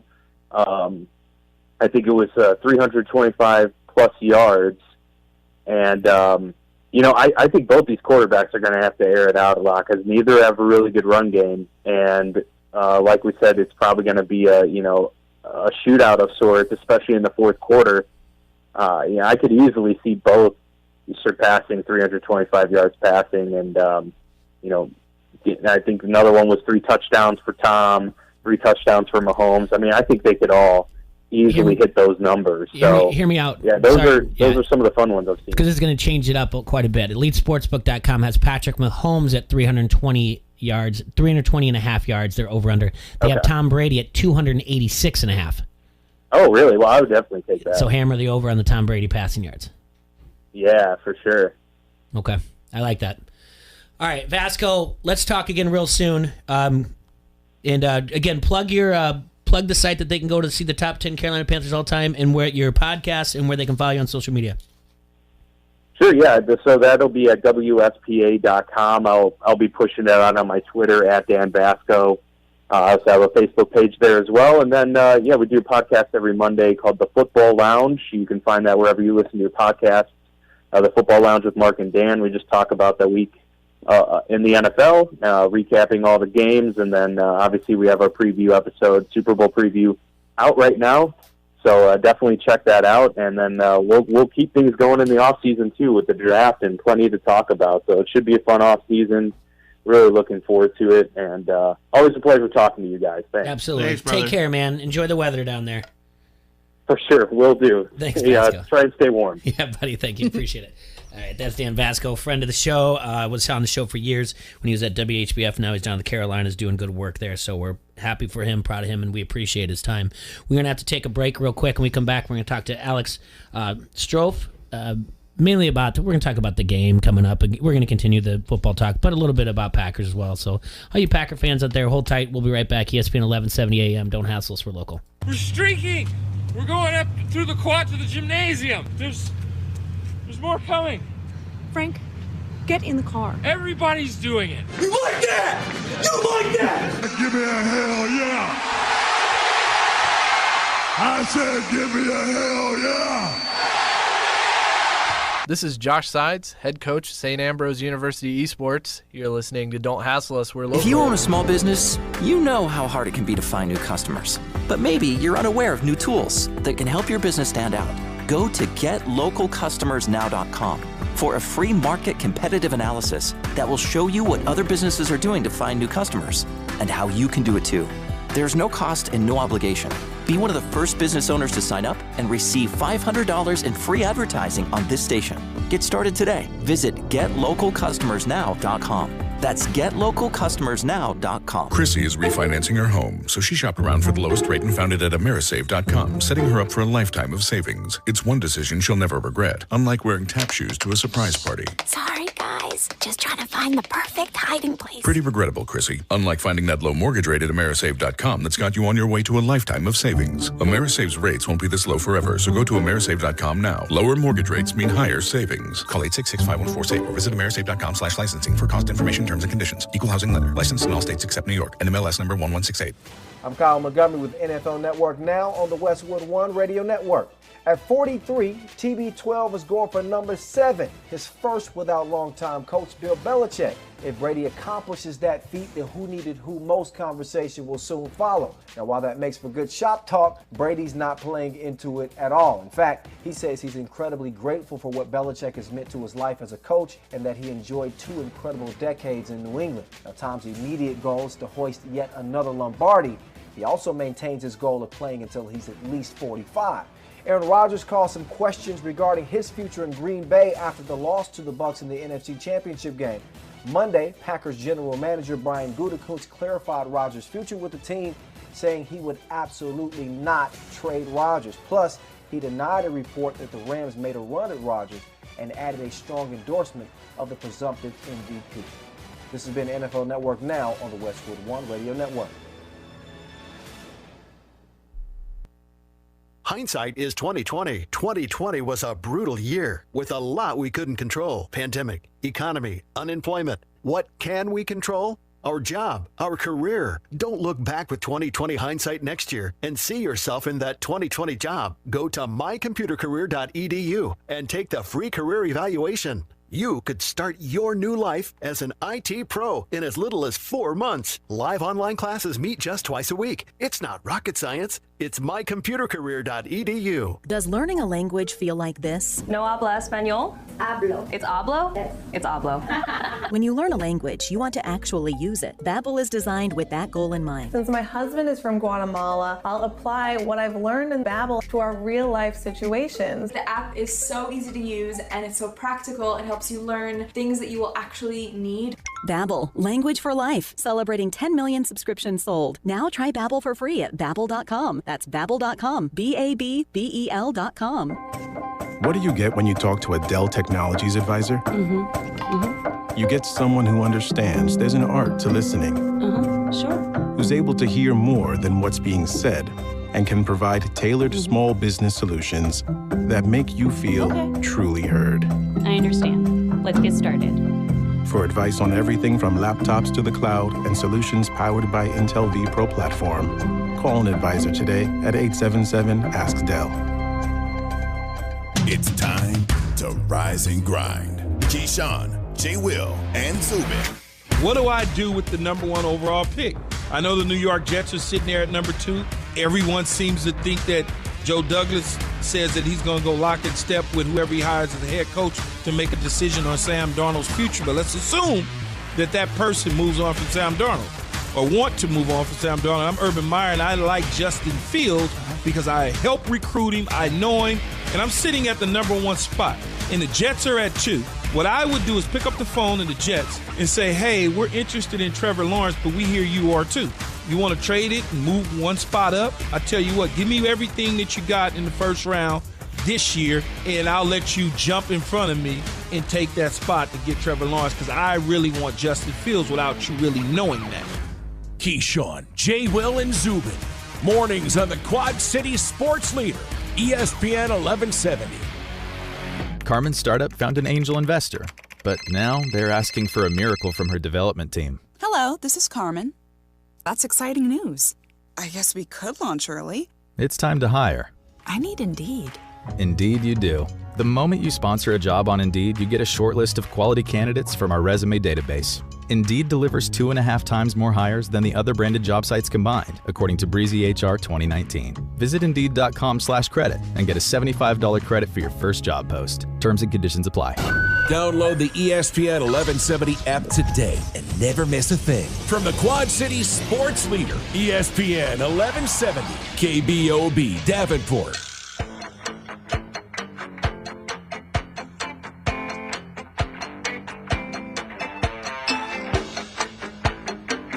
Welcome back, everyone. This is Don't Hassle So Local. Thanks for tuning in today, my little hassle maniacs. Yeah. And thanks for Vasco for letting us bend his ear a little bit. And, he's all the way on the East Coast. Now we're going to go north to Wisconsin. We're going to call Alex. Up talk to the him. Northlands. And then, but again, thanks for tuning in. Everyone listening out there on ESPN 1170 AM. Reminder, you can listen on your smartphone wherever you download the app. Go to ESPN 1170 AM. You can listening to it on Alexa. Say, hey, Alexa. Hey, Alexa. Turn on the hassle, guys. ESPN 1170. Do it now. You can go to the website, ESPN1170am.com. Click listen now. And you can listen and watch us and leave comments in the Harrington's Pub Facebook comment thread. We're on Facebook Live. All right, we're going to give our friend Alex a call here. Talk to him a little bit. He works up in ESPN up there, Wisconsin, Stevens Point. He was doing a show earlier as I was harassing him, saying, you got to come on air. So. And then I tweeted at him. Yeah. So, we bullied him. Yep. Iowans, leave me That's alone. what I do best. Oh boy! Oh boy! Hey, buddy. Hey, I was just up your. I was just up your way last Thursday and Friday. I made it up to the Dells. I'm actually driving through the Dells right now. How ironic is that? Well, it was fun. I drank my fill of Spotted Cow and I brought some home with me. I still have good one for in my you. fridge. Great choice. Oh well, enjoy it because that is a world class beer right there. Great choice. I'm saving it for a special occasion. So obviously, NFC Championship game didn't turn out the way you wanted it. No. A lot to unpack there for you, and I guess. Just says no. I love it. What pissed you off more? I guess a lot of things, man. Not converting on those turnovers, back-to-back interceptions for Jair Alexander, and to get 2-3 outs. That was definitely upsetting. The fourth down call, the field goal over going for it on 4th and 8 with Aaron Rodgers, that pissed me off. But overall, they didn't execute. The team that deserved the win won, and we've got an epic Super Bowl matchup because of it. No. Yeah, it's going to be a good game. I really think I like what Tampa Bay is doing. They've come together. To go up to Green Bay and win that game was very impressive, no matter what. No doubt about it. I think Green Bay and Kansas City are very comparable in many ways. And I think the Buccaneers have kind of shown that resiliency, even if they've lost to a team once, twice, obviously. Why do you keep losing people? It's our phones, I guarantee it. Ugh.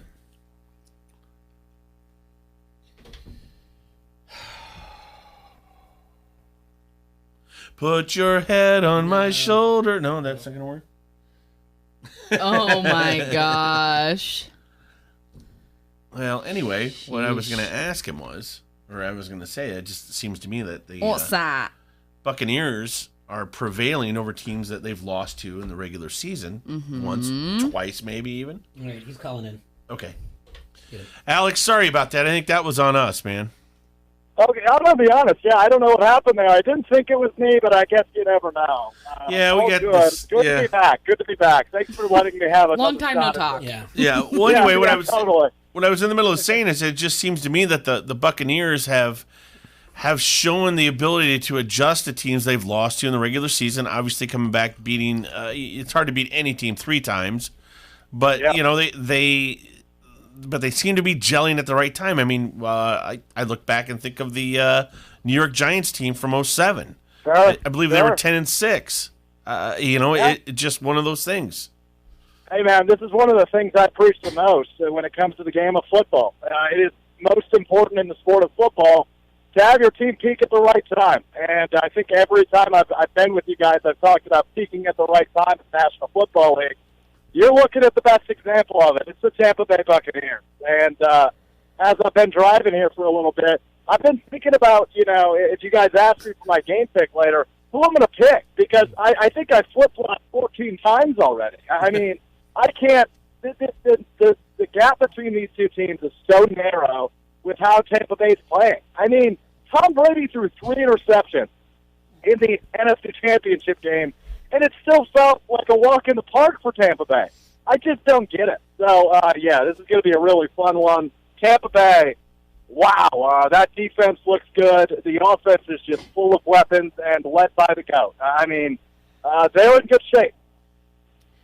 I agree. I want to be. We'll come back to the game, but it was pointed out. CBSSports.com by a guy who was being interviewed about T.J. Lang about Aaron Rodgers.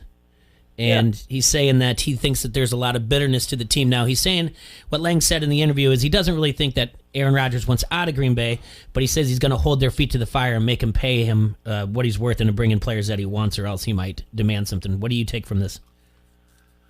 Yeah, that's interesting. I hadn't seen that yet. But look, this Aaron Rodgers narrative has been, it's been taking up a lot of airtime the last week and a half. There's no way Aaron Rodgers isn't the quarterback next season in Green Bay. There's absolutely no way, unless he gets hurt. There's no way that Aaron Rodgers isn't the quarterback weeks 1 through 17 for the Packers next year.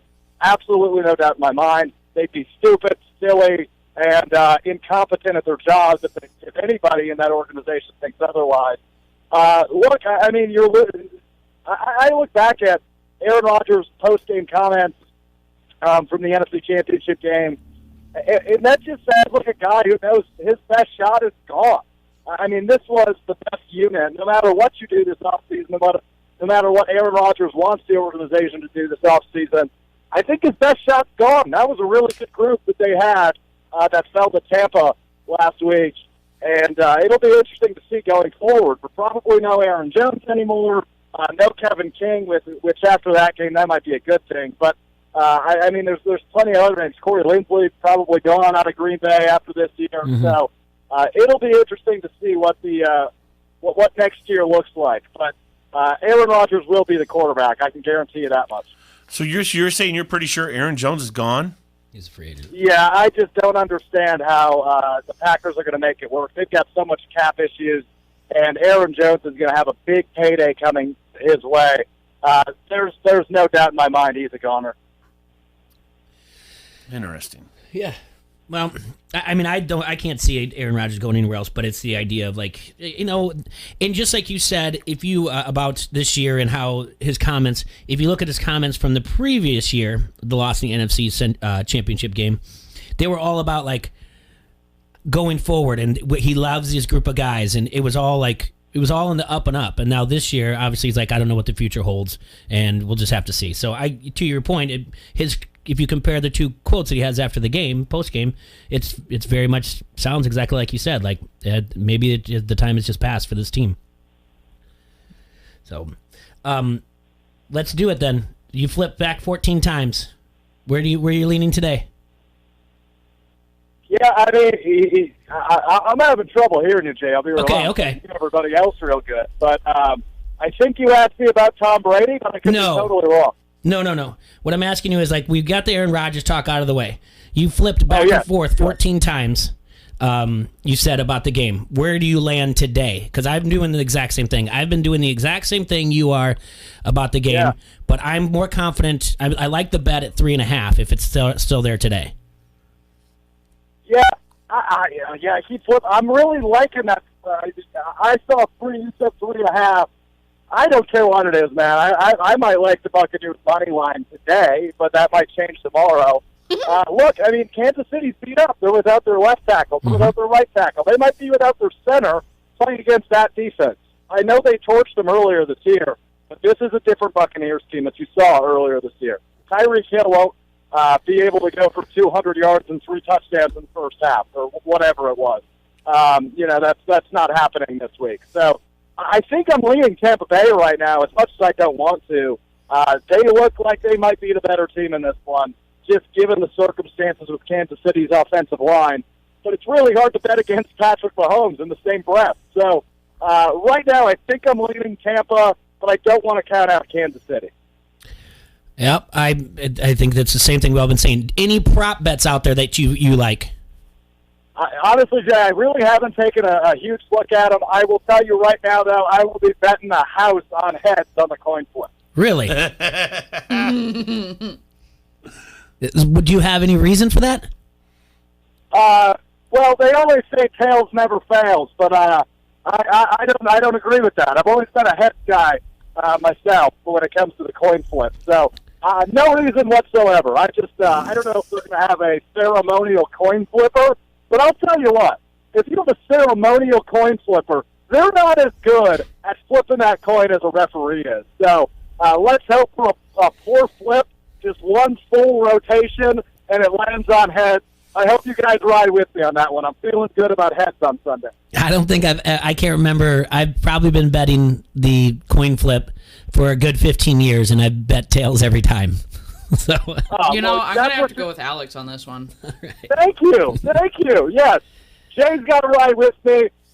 Tails never fails, but Jay, if you've been riding it for 15 years, I have no doubt you've lost money on the coin flip. Oh, yeah. I think it's time Jay loses money on a lot of things. Yeah.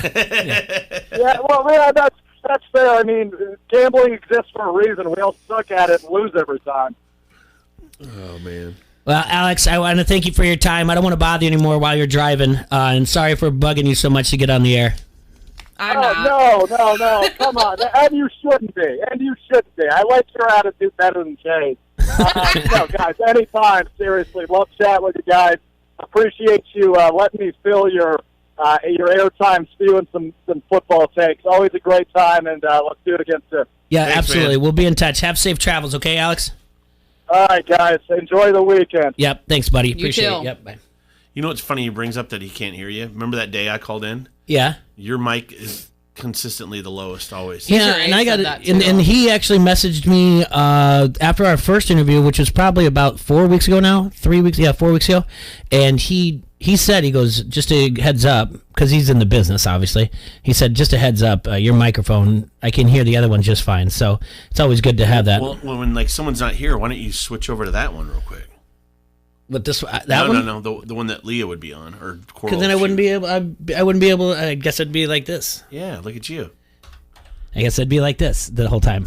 I don't know if I like that. Sounds nice. But I guess maybe it's just I don't talk directly into it or whatever. You're but talking you guys, right into it. I'm watching I don't understand you. It. It's that mic. It's crappy. You have to tell Dean the engineer machine. Yeah. Get in here, man. Easer A said the same thing. He said it's hard to hear you. I just got to turn it up a little bit. This one goes to 11. All right. We got to take a break here, our last break of the hour. I got to go pee. Of the second hour. And I want to thank Alex. You can follow Alex Strofe on Twitter. And he's up there in ESPN, Wisconsin Stephen Point. We will be right back here. ESPN, 1170 AM. Don't hassle us. We're local. This is Randall, the QC hot dog guy. You're listening to Don't Hassle Us, We're Local. Buying some pretzel sticks? Excuse me? This is your wake-up call from TracFone Wireless. Okay. What if you didn't eat all those pretzel sticks by the end of the month, so this store took them back? Good luck. That's how some wireless companies are with your data, but TracFone Wireless gives you unlimited carryover data with active service, so you keep what you pay for. Plans start at $20 a month. Wow, that's cool.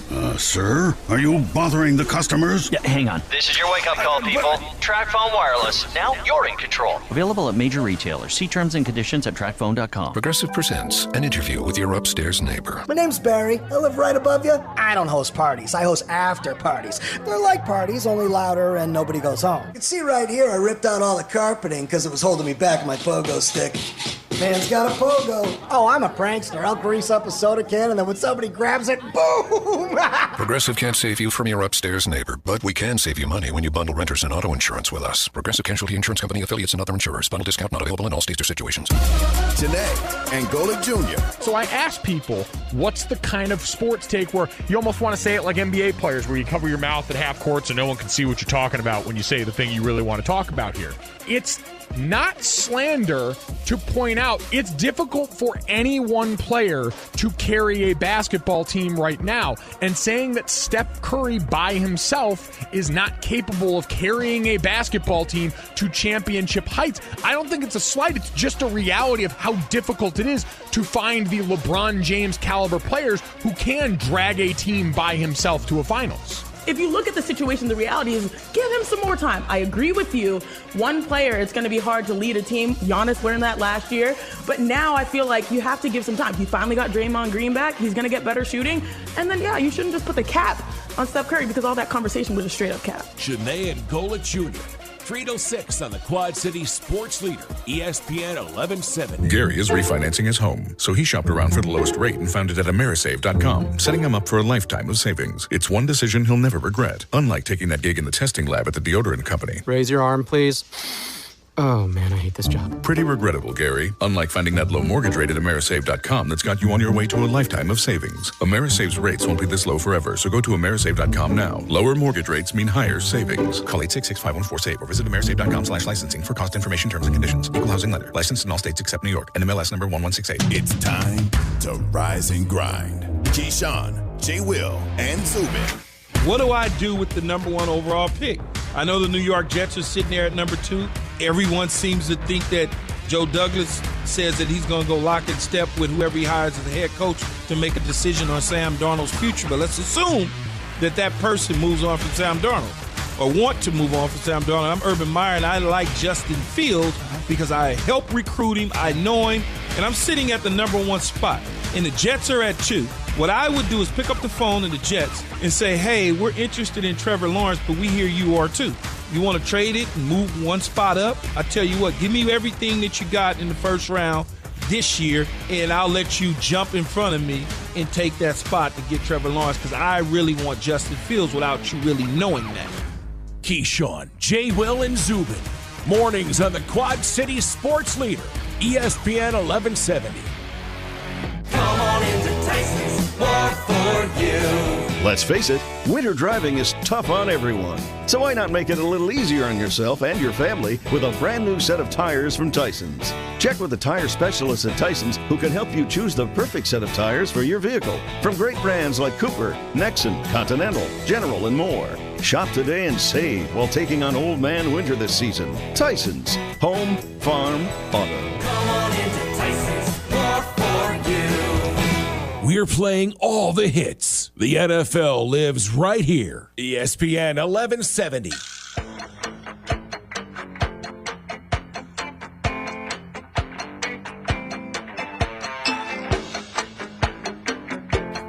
All right, everybody, welcome back to the greatest show on earth, you little hustlers. Mm-hmm. Thanks to Alex from Stephen Point for calling in, or actually letting us call him. Yeah. Well, actually, he did call in the second time. Yeah, so did Vasco. So, Yeah. look, we have callers. All right. Cold question of the day. What? Flat out, at the beginning of the show, the best Super Bowl team of all time. Easy Rays wants to make a case for the Washington Redskins of 91. What did they end up winning that by? Because that had Mark Rippon. I was going to bring that one up, too, because that was a pretty good team. Yeah. I want to say they finished with only 2 losses in the regular season. Yeah, they 37-24, they beat the Bills. That was on my 16th birthday, by the way. That was played up in Minneapolis. 16 and never been kissed. Yeah, it was my 16th birthday. The last time the Super Bowl was played on my birthday was my 21st birthday. The Green Bay Packers beat the Patriots 35-21. Oh, that's not true. I'm sorry. Then in 2003, the last time that they didn't skip it, give it the 2 weeks, Tampa Bay versus the Raiders.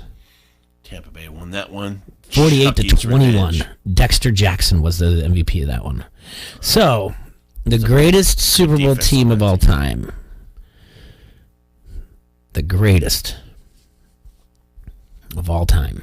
I mean, you're talking about teams with Hall of Famers, too. I mean, I liked what Vasco said about that. Yeah, 78 team, that was tough. It was a good team. I mean, obviously, that Cowboys team I talked about.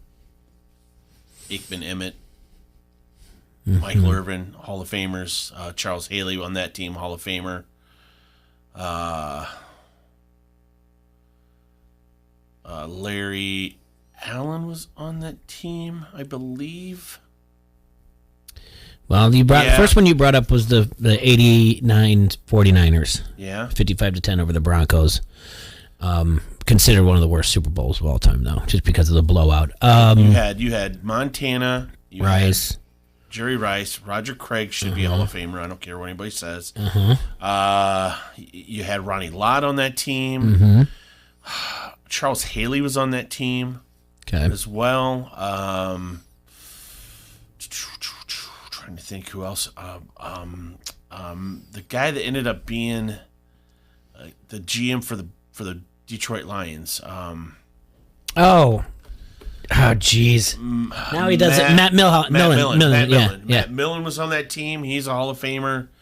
I mean, that team was stacked. That team was very stacked. Merton Hanks was on that team. John Taylor. Yeah, John Taylor. I don't think he was a Hall of Famer, though. I don't think Merton might have. I don't think Merton is.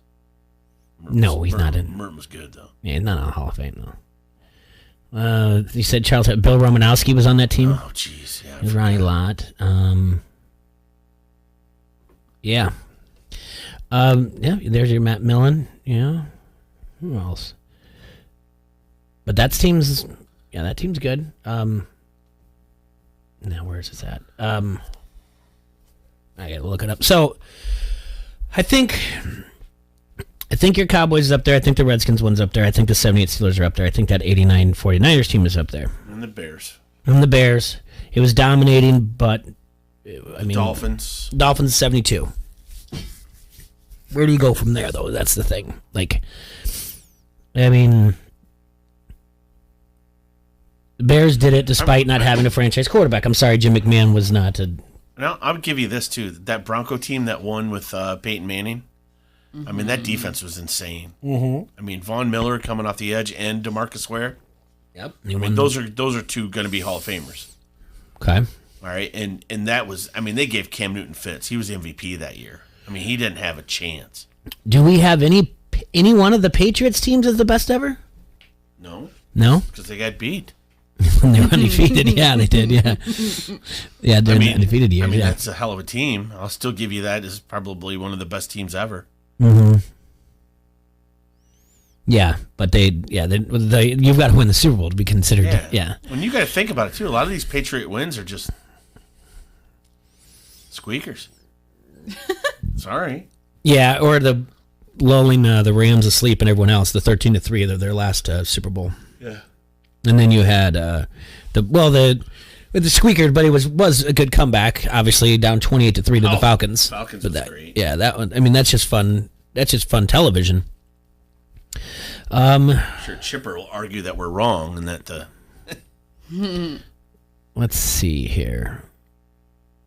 All right, so I don't know where to go with this. Like, it's my question, but I don't have an answer. I don't know if anyone out there is saying anything, but yeah, I don't know. Here you go. We got a 91 Redskins is this thing. Plus 43 in sacks, playoff margin of victory 102-27 in non-garbage time. You can't throw in the non-garbage time. The final score is the final score. So, yeah.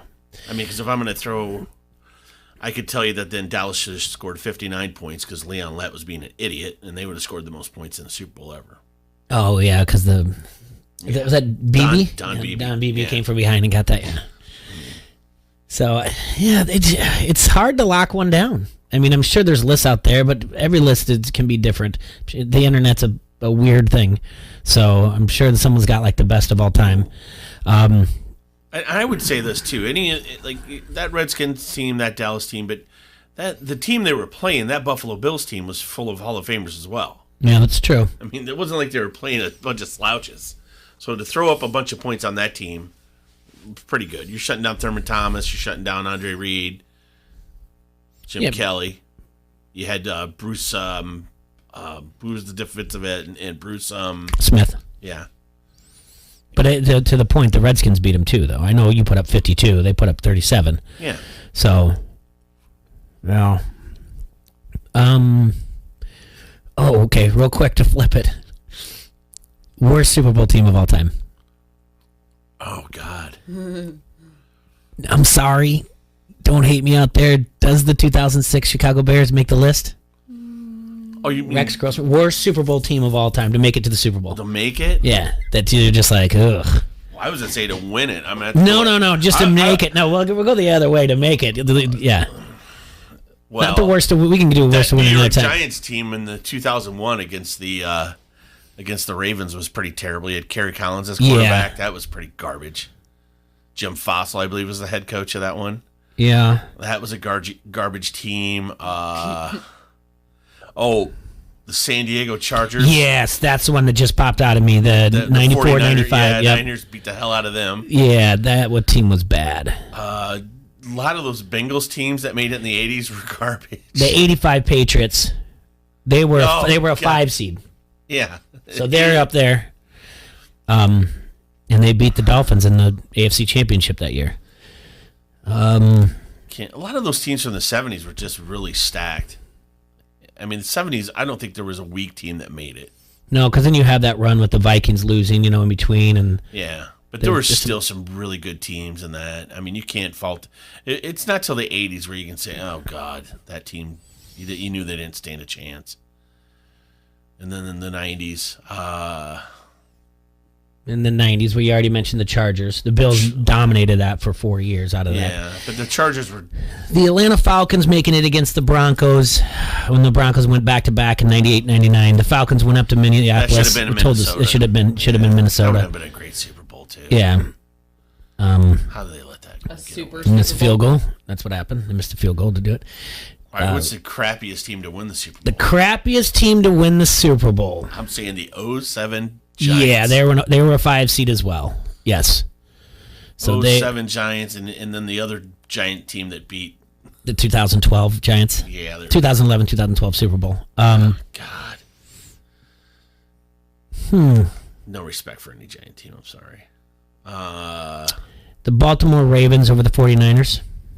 Joe Flacco at the helm. Oh, Joe Flacco. Yeah, that was the lights went out in Georgia. Yep. Well, in the Superdome, but either way.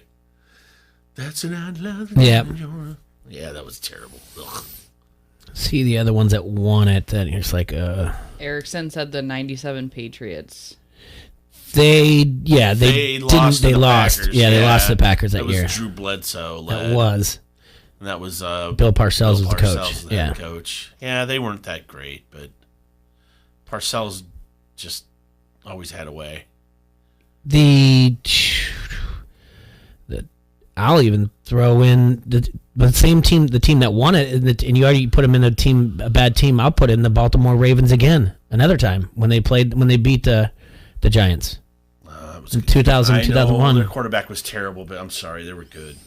And then who was their quarterback? Dilfer? Yeah. And then who else that won it that I was just looking at?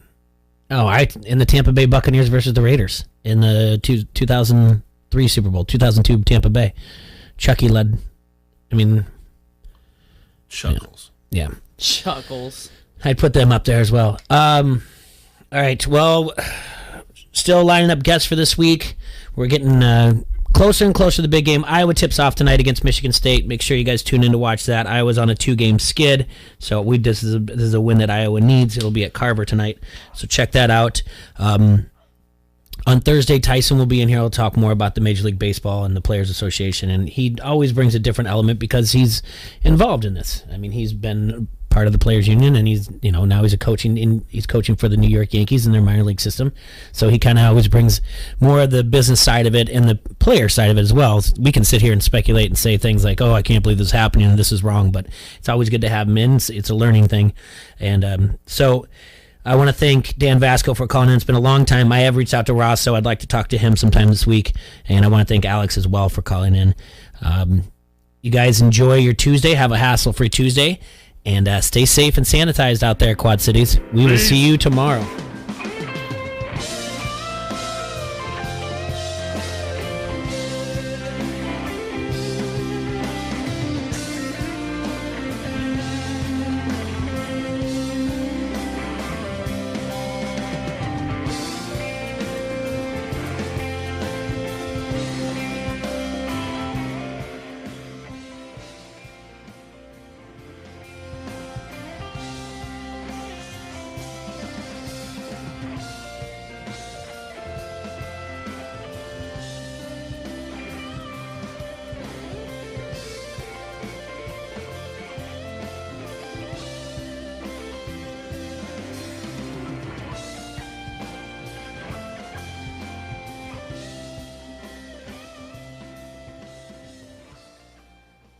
Download the ESPN 1170 app today and never miss a thing. From the Quad Cities sports leader, ESPN 1170, KBOB Davenport.